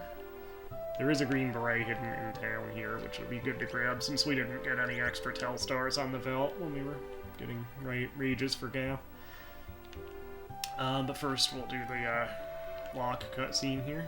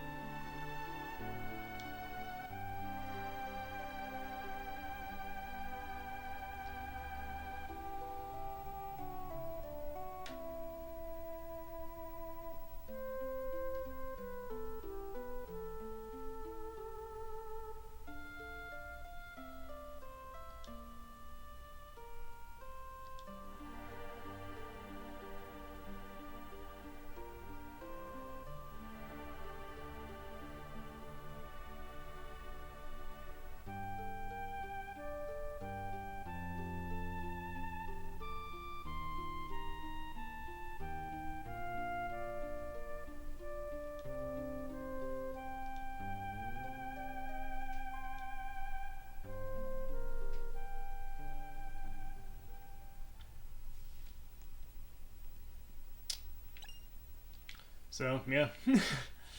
Again, they definitely don't shy away in this game from really putting the characters through the ringer. And again, to a degree, that'll even extend like all the way down the list of characters too. Like even Mog, by the second half of the game, like not so much in the first half of the game, but like things that happen between the first and second half, like even Mog, the cute animal mascot character, gets, you know, a real tragedy that isn't really fully spelled out in the game. It's just kind of implied, but you know, it's as bad as any of them when you really think about it. So we'll get to that. So I think probably Locke should get that green beret for the HP boost.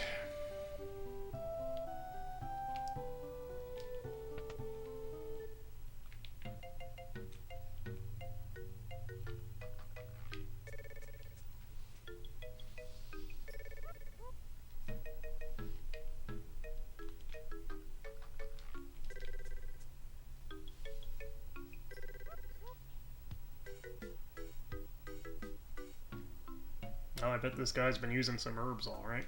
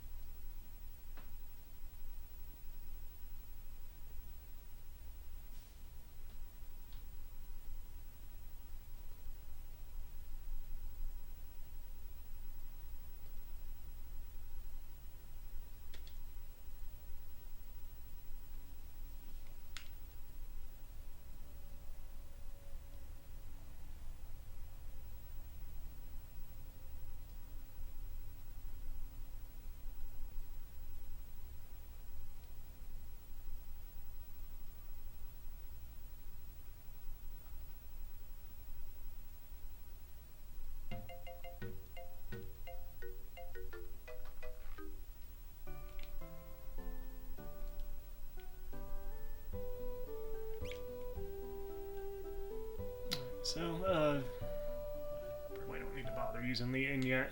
Before we go south, though, like they were directing us, we should actually go north. And, there's a guy in a cabin up here that we might want to talk to, and there's also a very good hidden item in his cabin. So for this thing... Oh, well, glad he blocked that. That would have actually zombified Locke if the bone attack hadn't hit. Fortunately, these things do have revivifies as a stealable. Holy water in other versions. Ah, there it is. Sabin got it.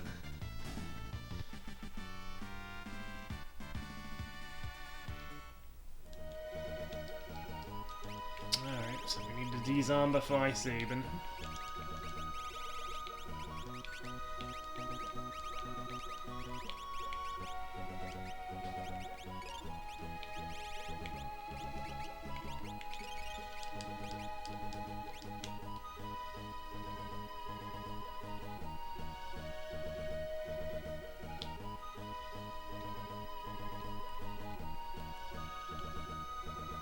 That was a good stretch with no random fights.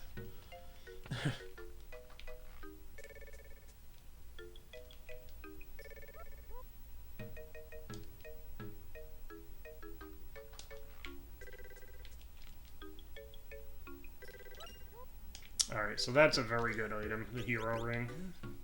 And I think we'll put it on Edgar for now. Should I replace the fairy ring with it or the hyper wrist?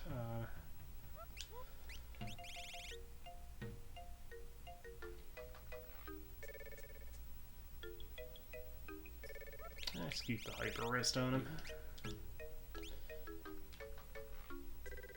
Actually, it might be better on Sabin because his blitzes, a lot of them count as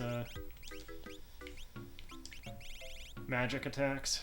So, yeah, let's actually give that to Sabin.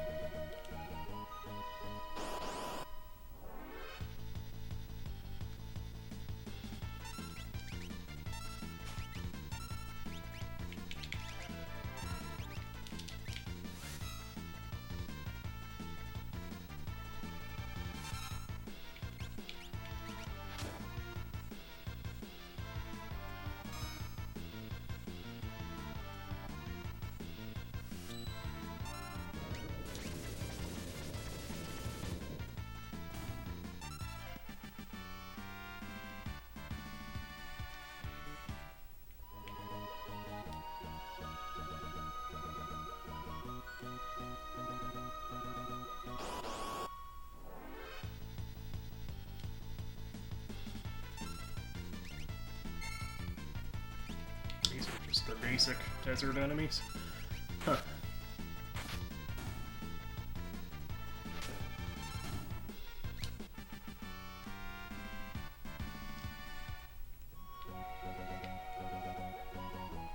Alright, so we'll stop back in here and use the inn.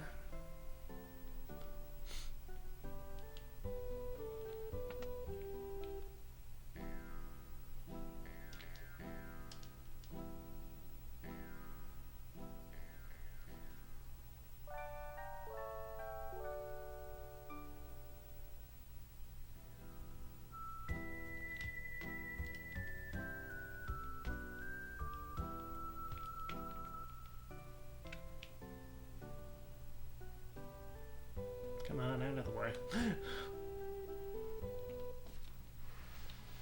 Alright, so go south to Jador, I don't know.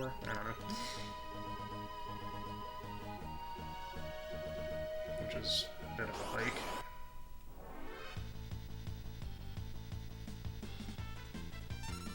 So these guys, I think, have the headband item to steal. That one just dropped a tonic, but...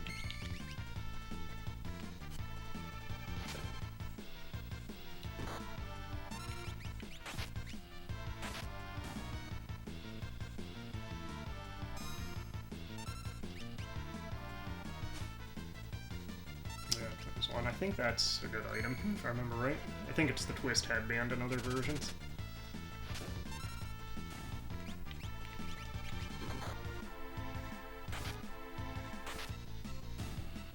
That's gotta suck, being put to sleep and then have somebody hit a V-trigger on you.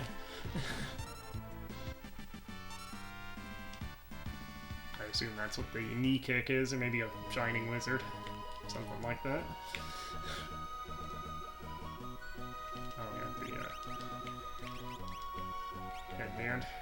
So yeah, it is lower defense, but it's a nice vigor, speed, and stamina boost for Locke, so we'll give him that, and probably Edgar can get the green beret.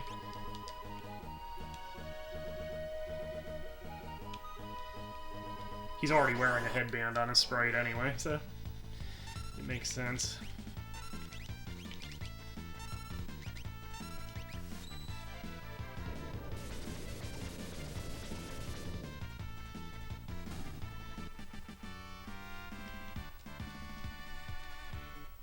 Unlike other Final Fantasy games, this one, it doesn't actually matter what order your party is.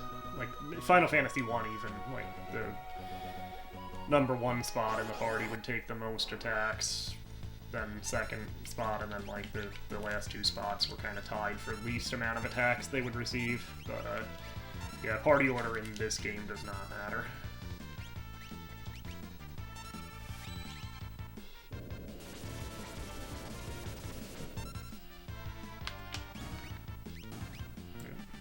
Headband there.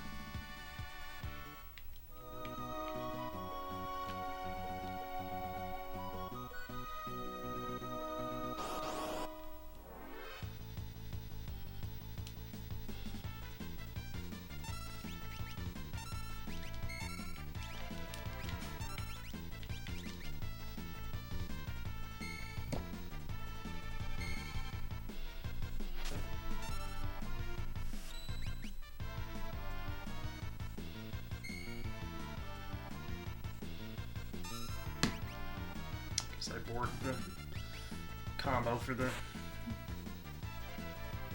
fire dance there.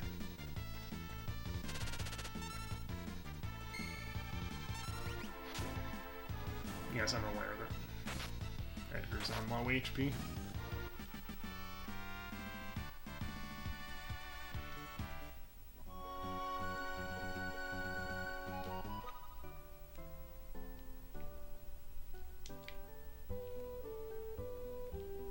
So first stop should be the inn.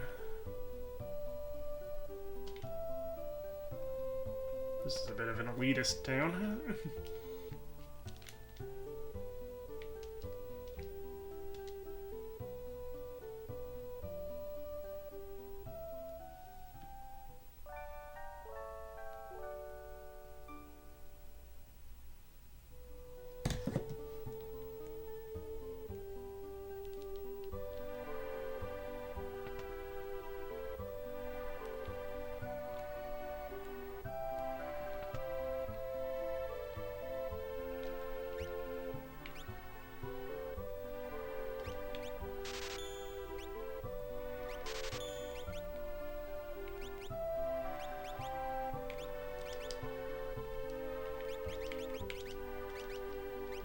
These are actually Holy or Pearl Elemental, these Kaisers, I believe.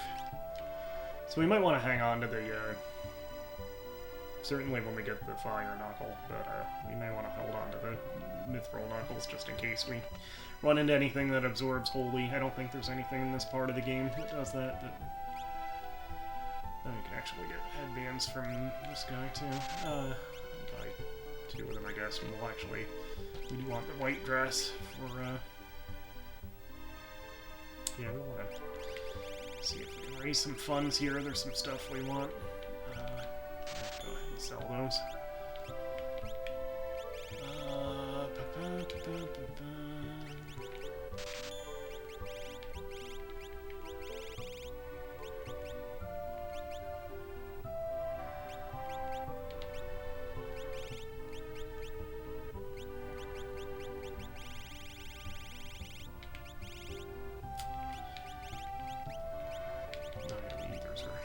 Worth anything, which is kind of strange.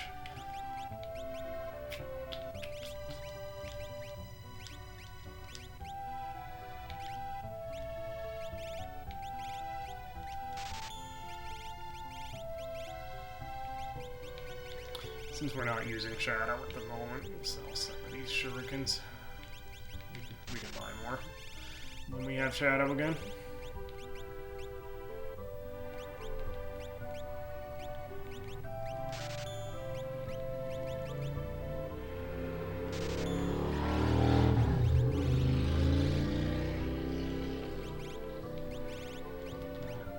That many. I mean, we do want some of these, but 5 is still more than enough, probably. But anyway, let's see, the white dress. We'll get 1 for Celeste for now. When we get Terra back, we will want to get another one of those because that'll be a good item for quite a while. We'll go ahead and get 2 ninja gears.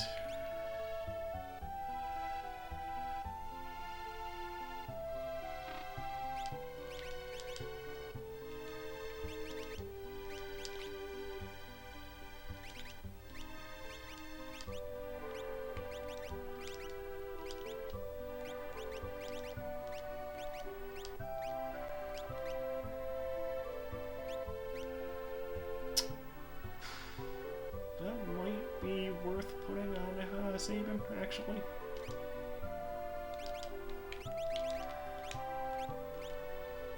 Yeah. Alright, so sell silk robes we don't need. Those we probably don't need. Probably don't even need that.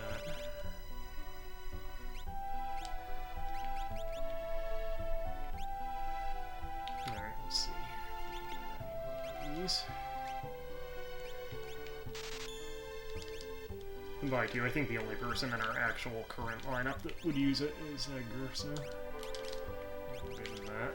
So that looks pretty good.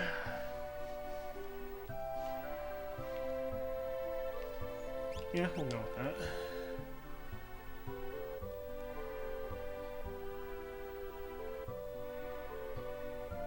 I don't think we can get anything at the auction house yet.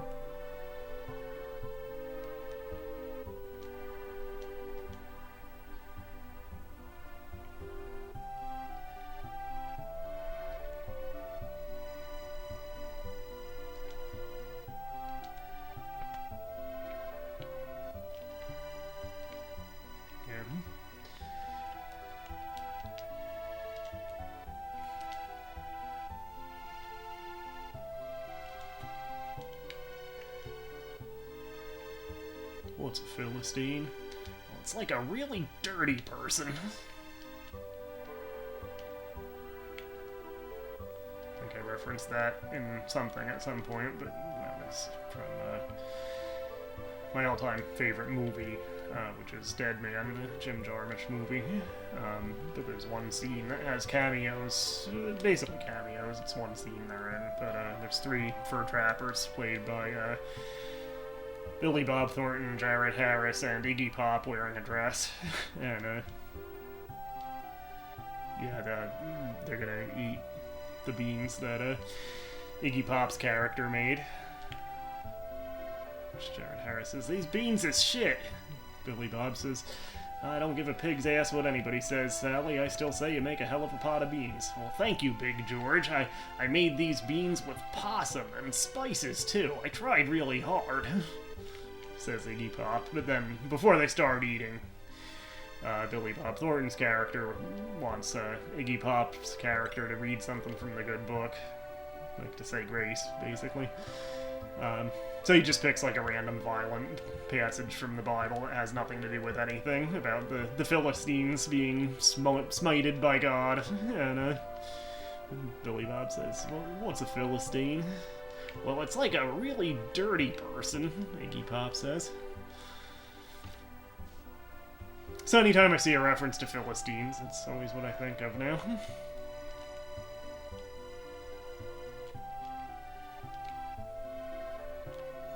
So this art gallery has a bigger role to play later in the game, too. I wonder who painted Ultros.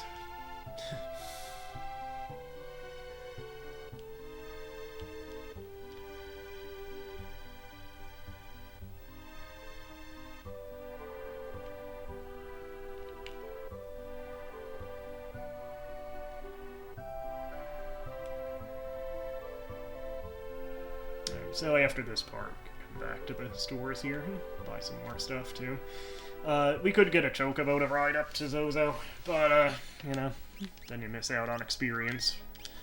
So we'll just hoof it. Probably after the Zozo part, we'll save and quit for now.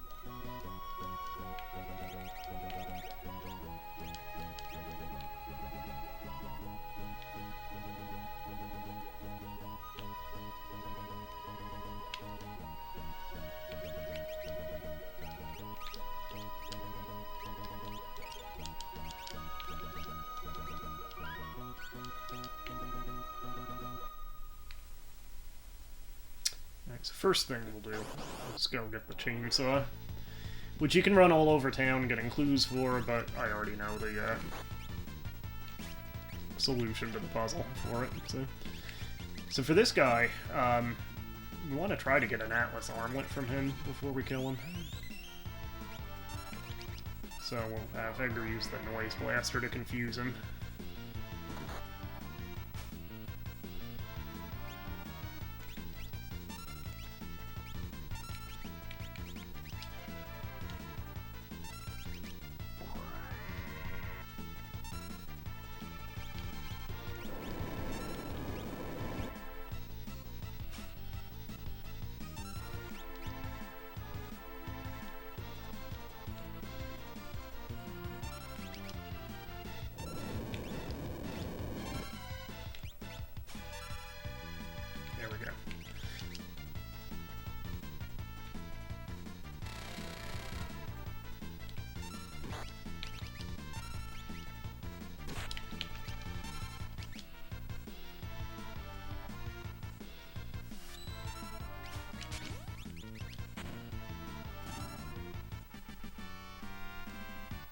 probably put that right on Sabin or Edgar.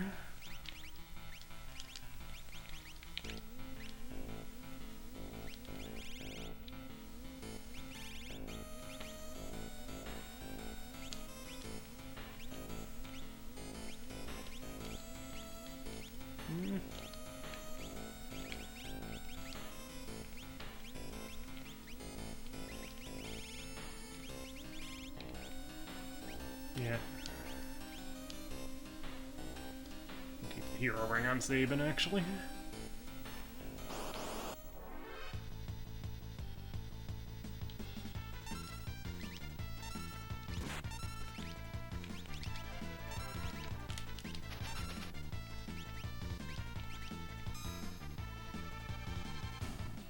These things you can steal goggles from, which you don't really need, but you can sell them anyway, if we get any.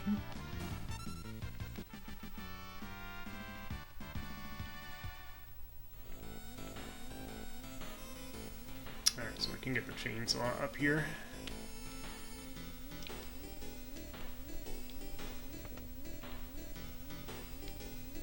So yeah, again, the game wants you to run all over town, getting clues as to what time this is. Basically, I think it comes down to whichever time nobody mentions. But I already know the solution. It's 6:10:50. That's, like, permanently burned into my head.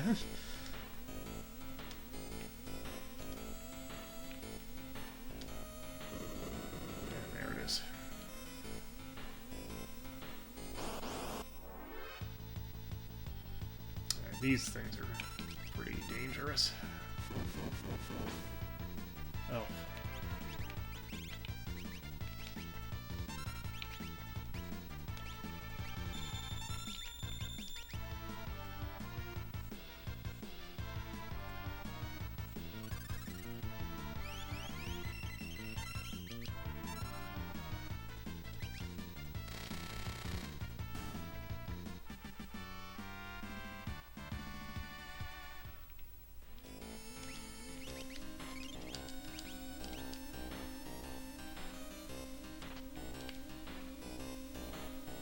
There's the chainsaw for Edgar.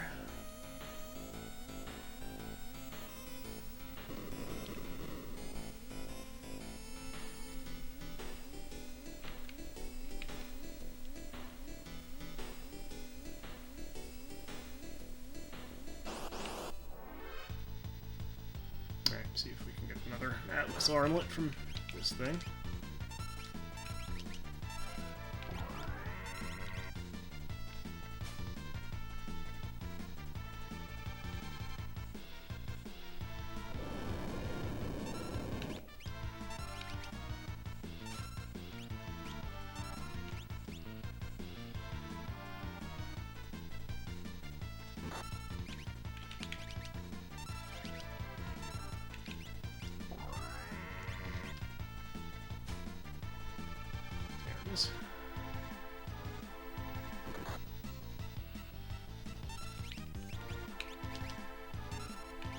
I might reorder the tools for Edgar, too.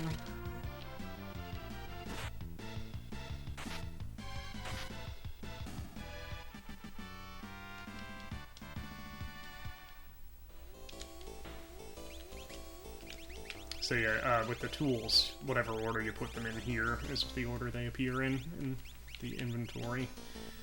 So I think we'll do that. Yeah, that should be good.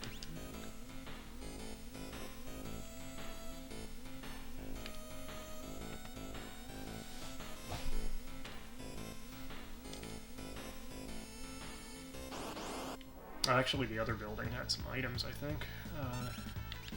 Should go back.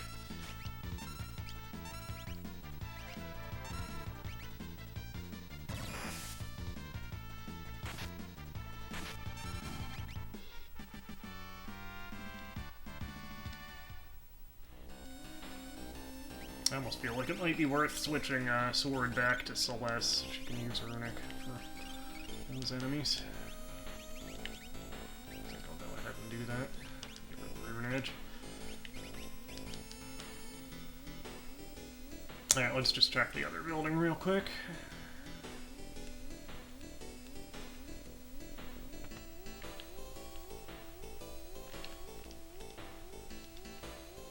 Yeah, so that's a clue for the,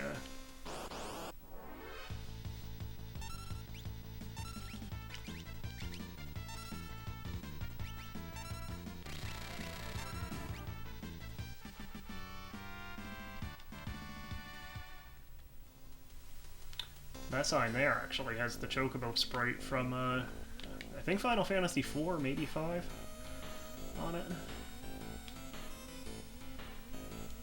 I think, can you steal something decent from these things? Oh, goggles again. My eyes, the goggles do nothing.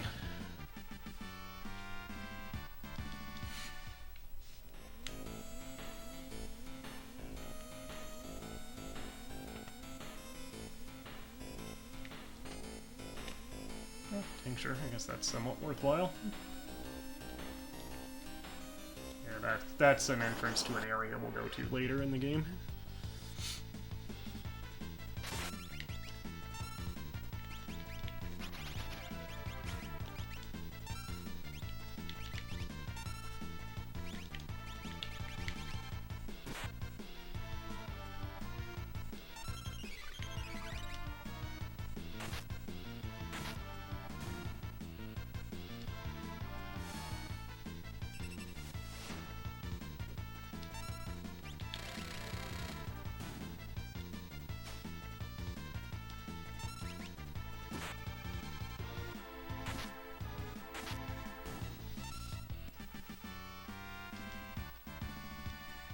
Yeah, so if those enemies steal from you when you kill them, assuming you kill them, you get your money back at the end of the battle. Plus, you know, the reward money for the guild they actually drop on their own. Alright, so that was a little out of the way for just a tincture, I guess, but whatever. And again, these goggles we don't really need, A, because we have fairy rings, which protect from darkness and poison, and B, again, I don't think the darkness status effect actually works in this version of the game. But all the same, the goggles we can sell, at least. I think you buy them for $250, so let's see if we can turn this guy into an imp and then steal the Atlas armlet from him. I guess it doesn't matter, since we got it on the first turn anyway. Yeah, imp actually works on him. That was still a decent hit he did, even in imp form.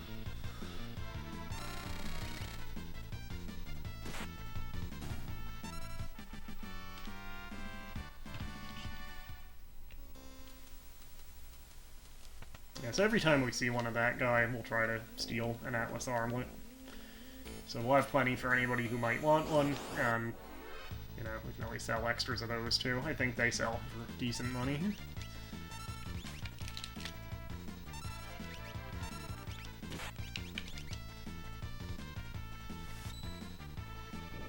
Might actually switch the order. I might have to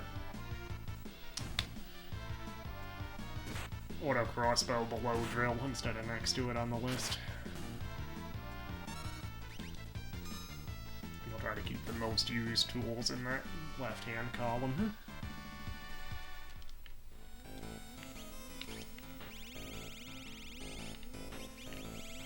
So, yeah, we can put the chainsaw next to the drill.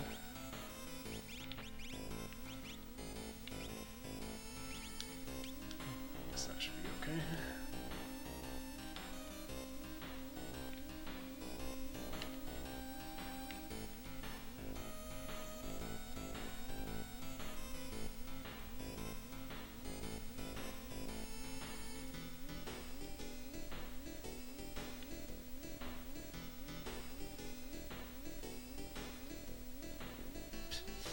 These guys just keep coming. I think that's all of the quotes they have. And you still get attacked in this room, even with these guys wandering around.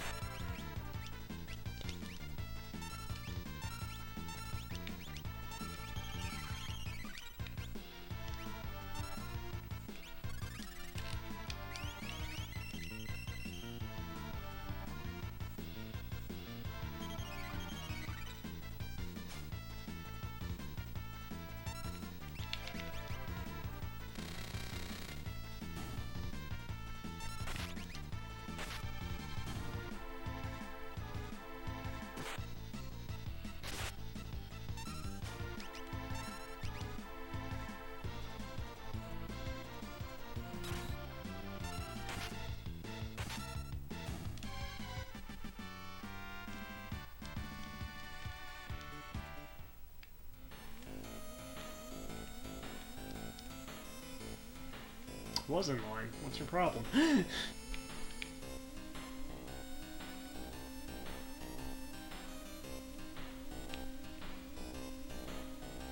So we actually have to come back down and jump across from that open door.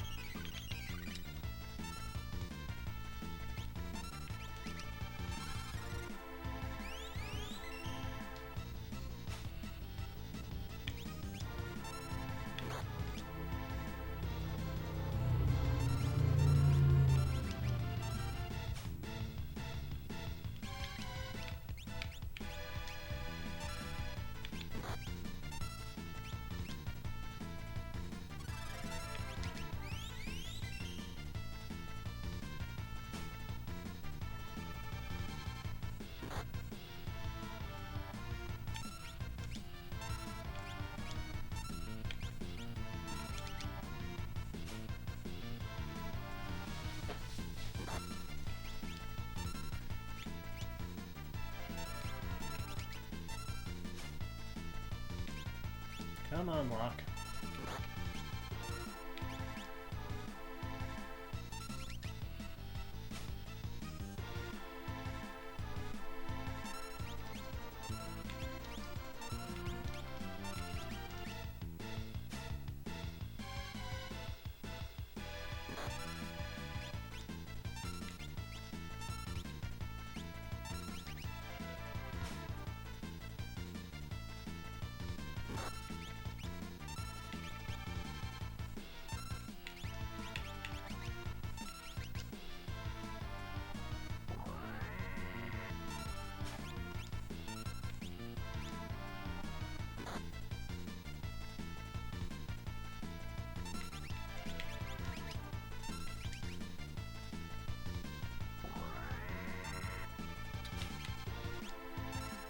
Boy.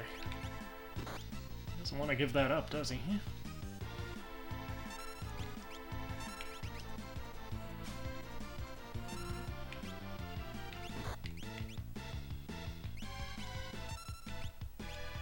I think he can still steal it when he's imped. In theory.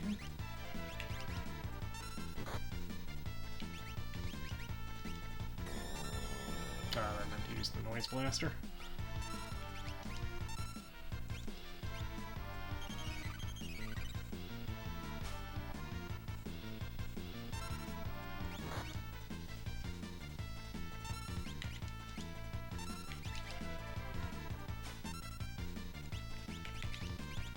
Oh, she is way low on MP, isn't she?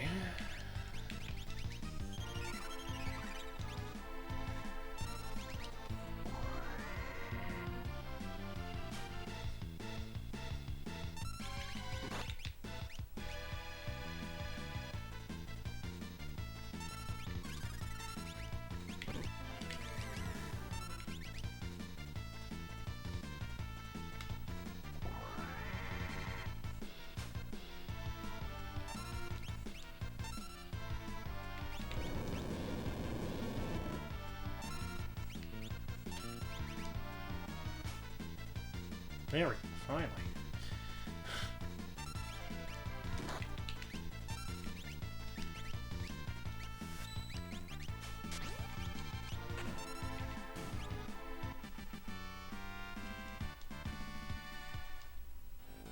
Alright, we're not really fighting the slam dancers at the moment, so we'll let her go back to the flail. So yeah, going through here. Beef glove, that goes on lock immediately.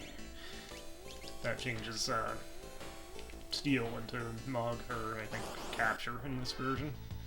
But it steals and hits at the same time. So very useful.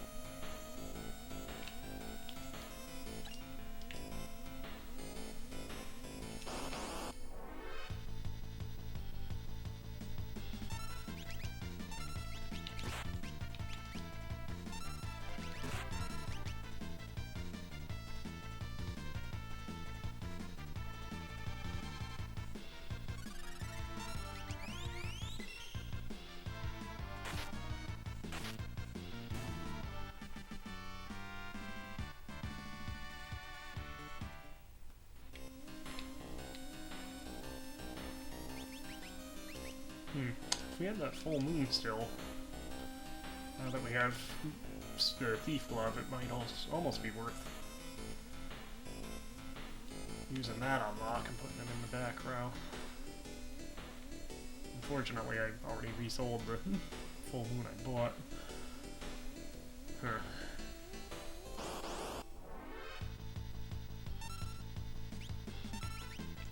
Alright, see if we can get one more Atlas armlet from this guy.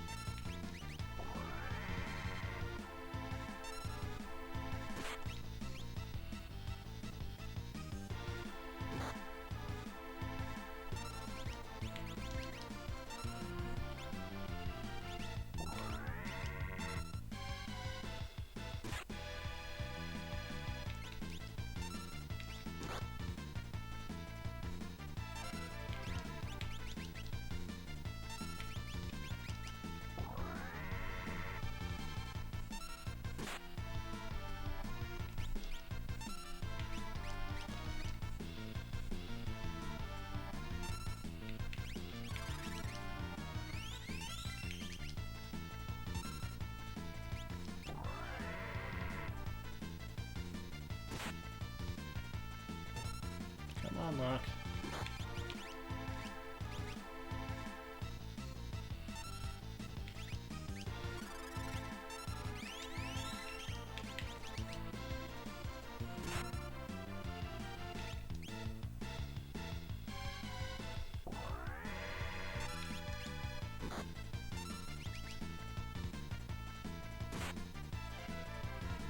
Come on. That's not good. Ah. Oh well.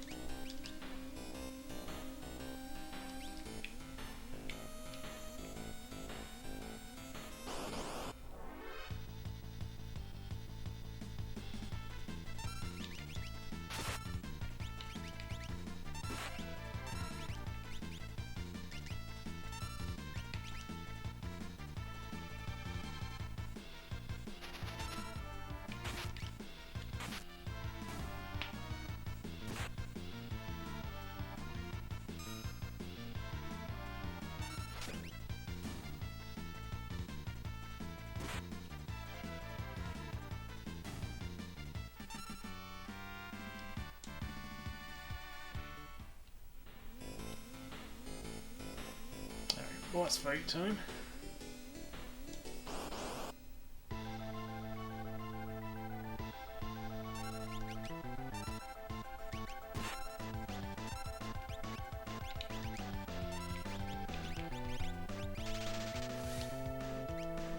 It was actually like Chrono Slash and Chrono Trigger, that animation, wasn't it?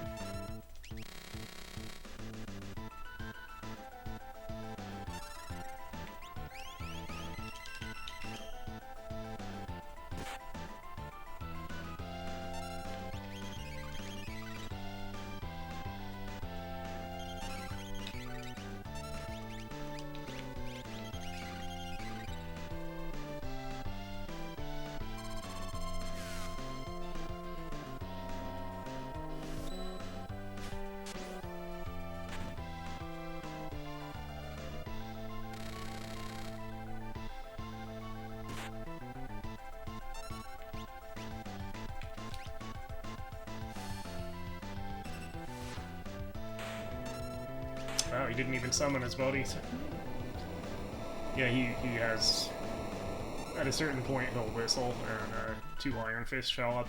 I think you can actually, if you can mute him, I think the whistle won't go off, so they won't show up. But yeah, we just beat him before he could even summon them.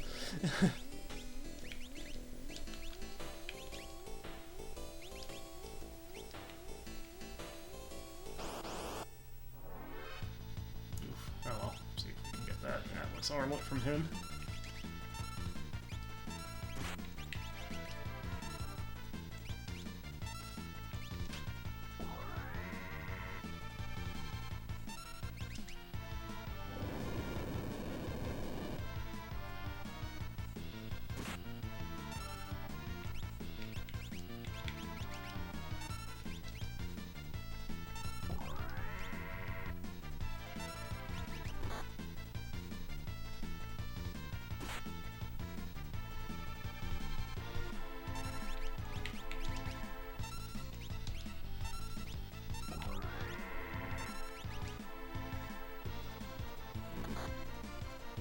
Headbutt yourself, I wonder.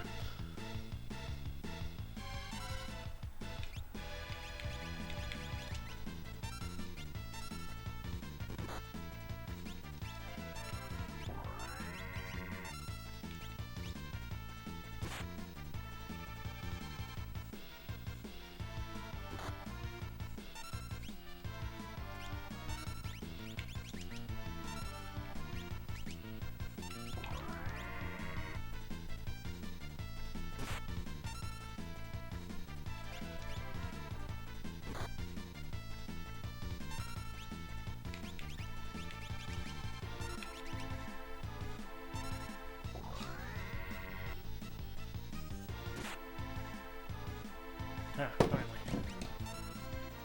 Oh, that's not good.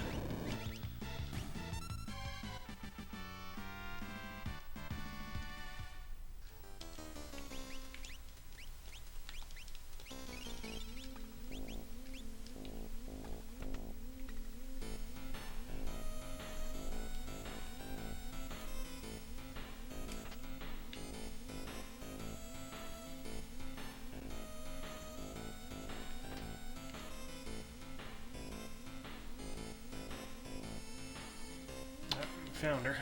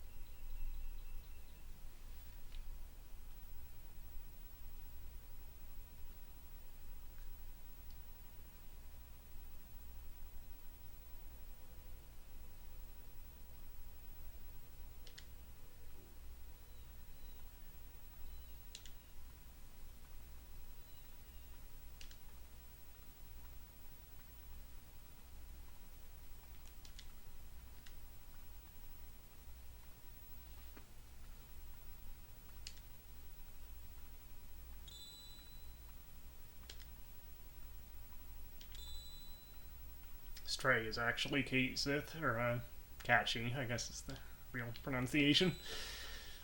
But I think Kachi first appeared in 5, if I remember right. And then, of course, famously in 7 was, you know, like an actual playable character as a cat robot riding a Moogle robot controlled by a Shinra executive.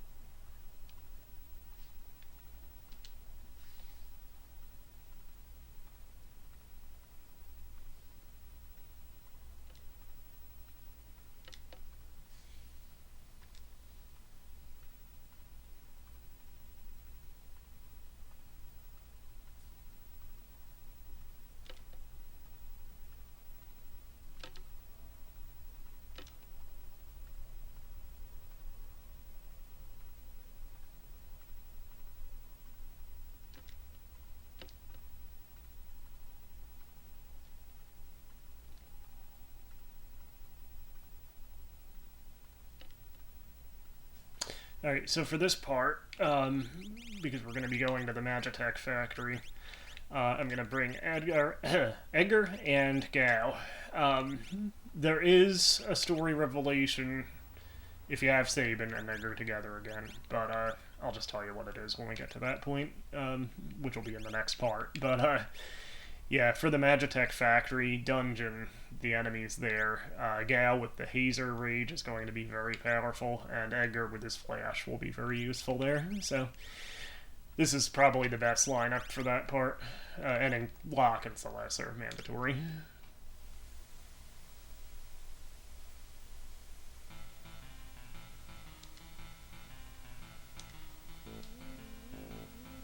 And I think this might be the part where Shadow leaves if you'd hired him in Kalingen, so yeah, it's not really worth hiring him there.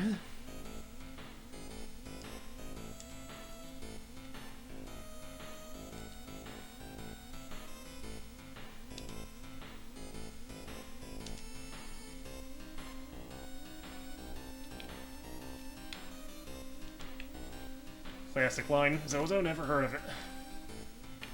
Yeah, we know about Espers. So...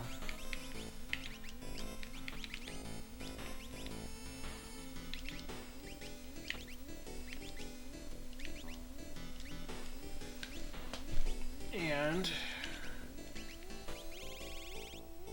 yeah, it actually unequipped Cyan and Sabin.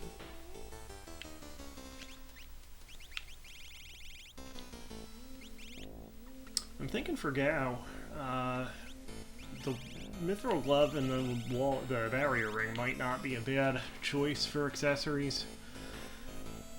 So, you know, because he's going to be automatically fighting with his rages, if he gets low on health, he'll hit with those two relics, he'll get a safe and shell both. So that might not be a bad way to go. The Hero Ring would be good to, you know, up all of his damage. I'll go the safe route, I think. And we can equip Espers on some of our party members. I think Locke is a good choice to have the healing spells first. Maybe. Of course, we will want to move some of these around when it comes time for these characters to level up. And we'll let Gau get the fire spell first. That said, we should check and see when level up is coming. It's coming pretty soon for most of these characters. So he'll be good with that as a... yeah, actually let's do this until they get the level up. I can worry about Locke, he had a little bit more time to go, so... Alright. So we'll drop a save. We'll go back to Jidor, hit the shops there, and the inn. And then we'll go back out and save before we trigger the introduction of Setzer. So we'll pick up next time, basically with the famous opera scene.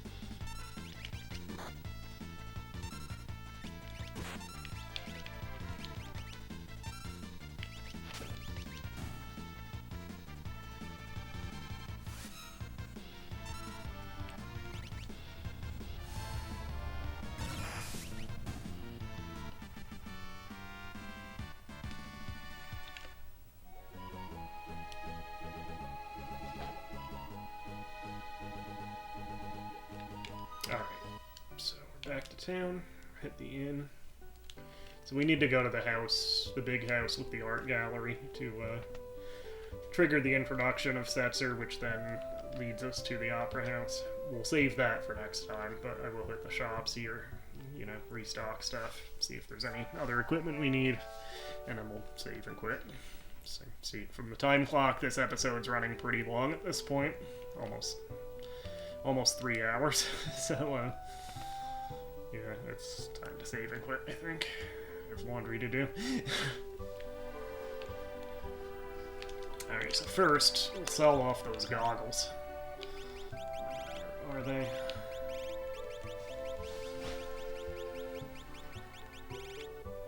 Everything's out of order.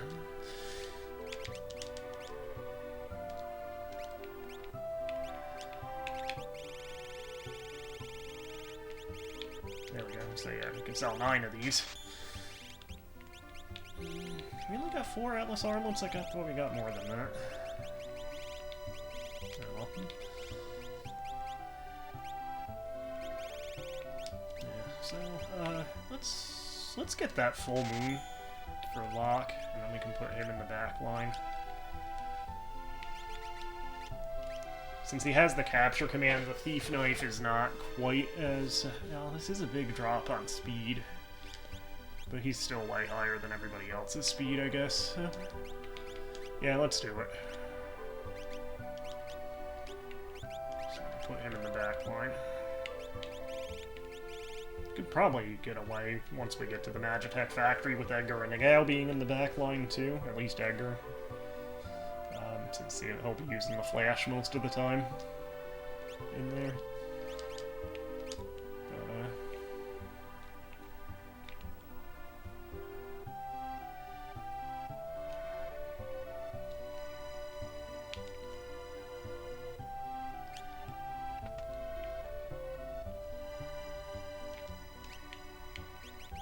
Anything else? We'll get an extra white dress because eventually we'll want one for Terra and Celeste, both, and you know, if they're both in the party at the same time, might as well.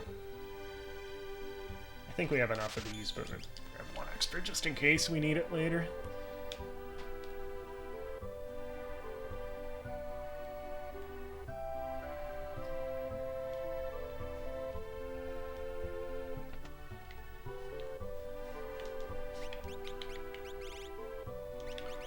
Some tents. We can steal tents from some enemies in the Magitech factory, too.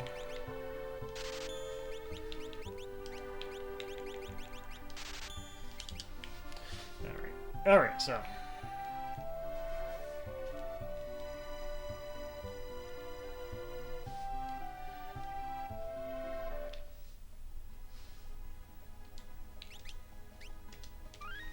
Alright, so we'll stop there. Thanks for joining, and check back next time for part 4 of Final Fantasy VI. And till then, like and subscribe, and we'll see you soon. Later.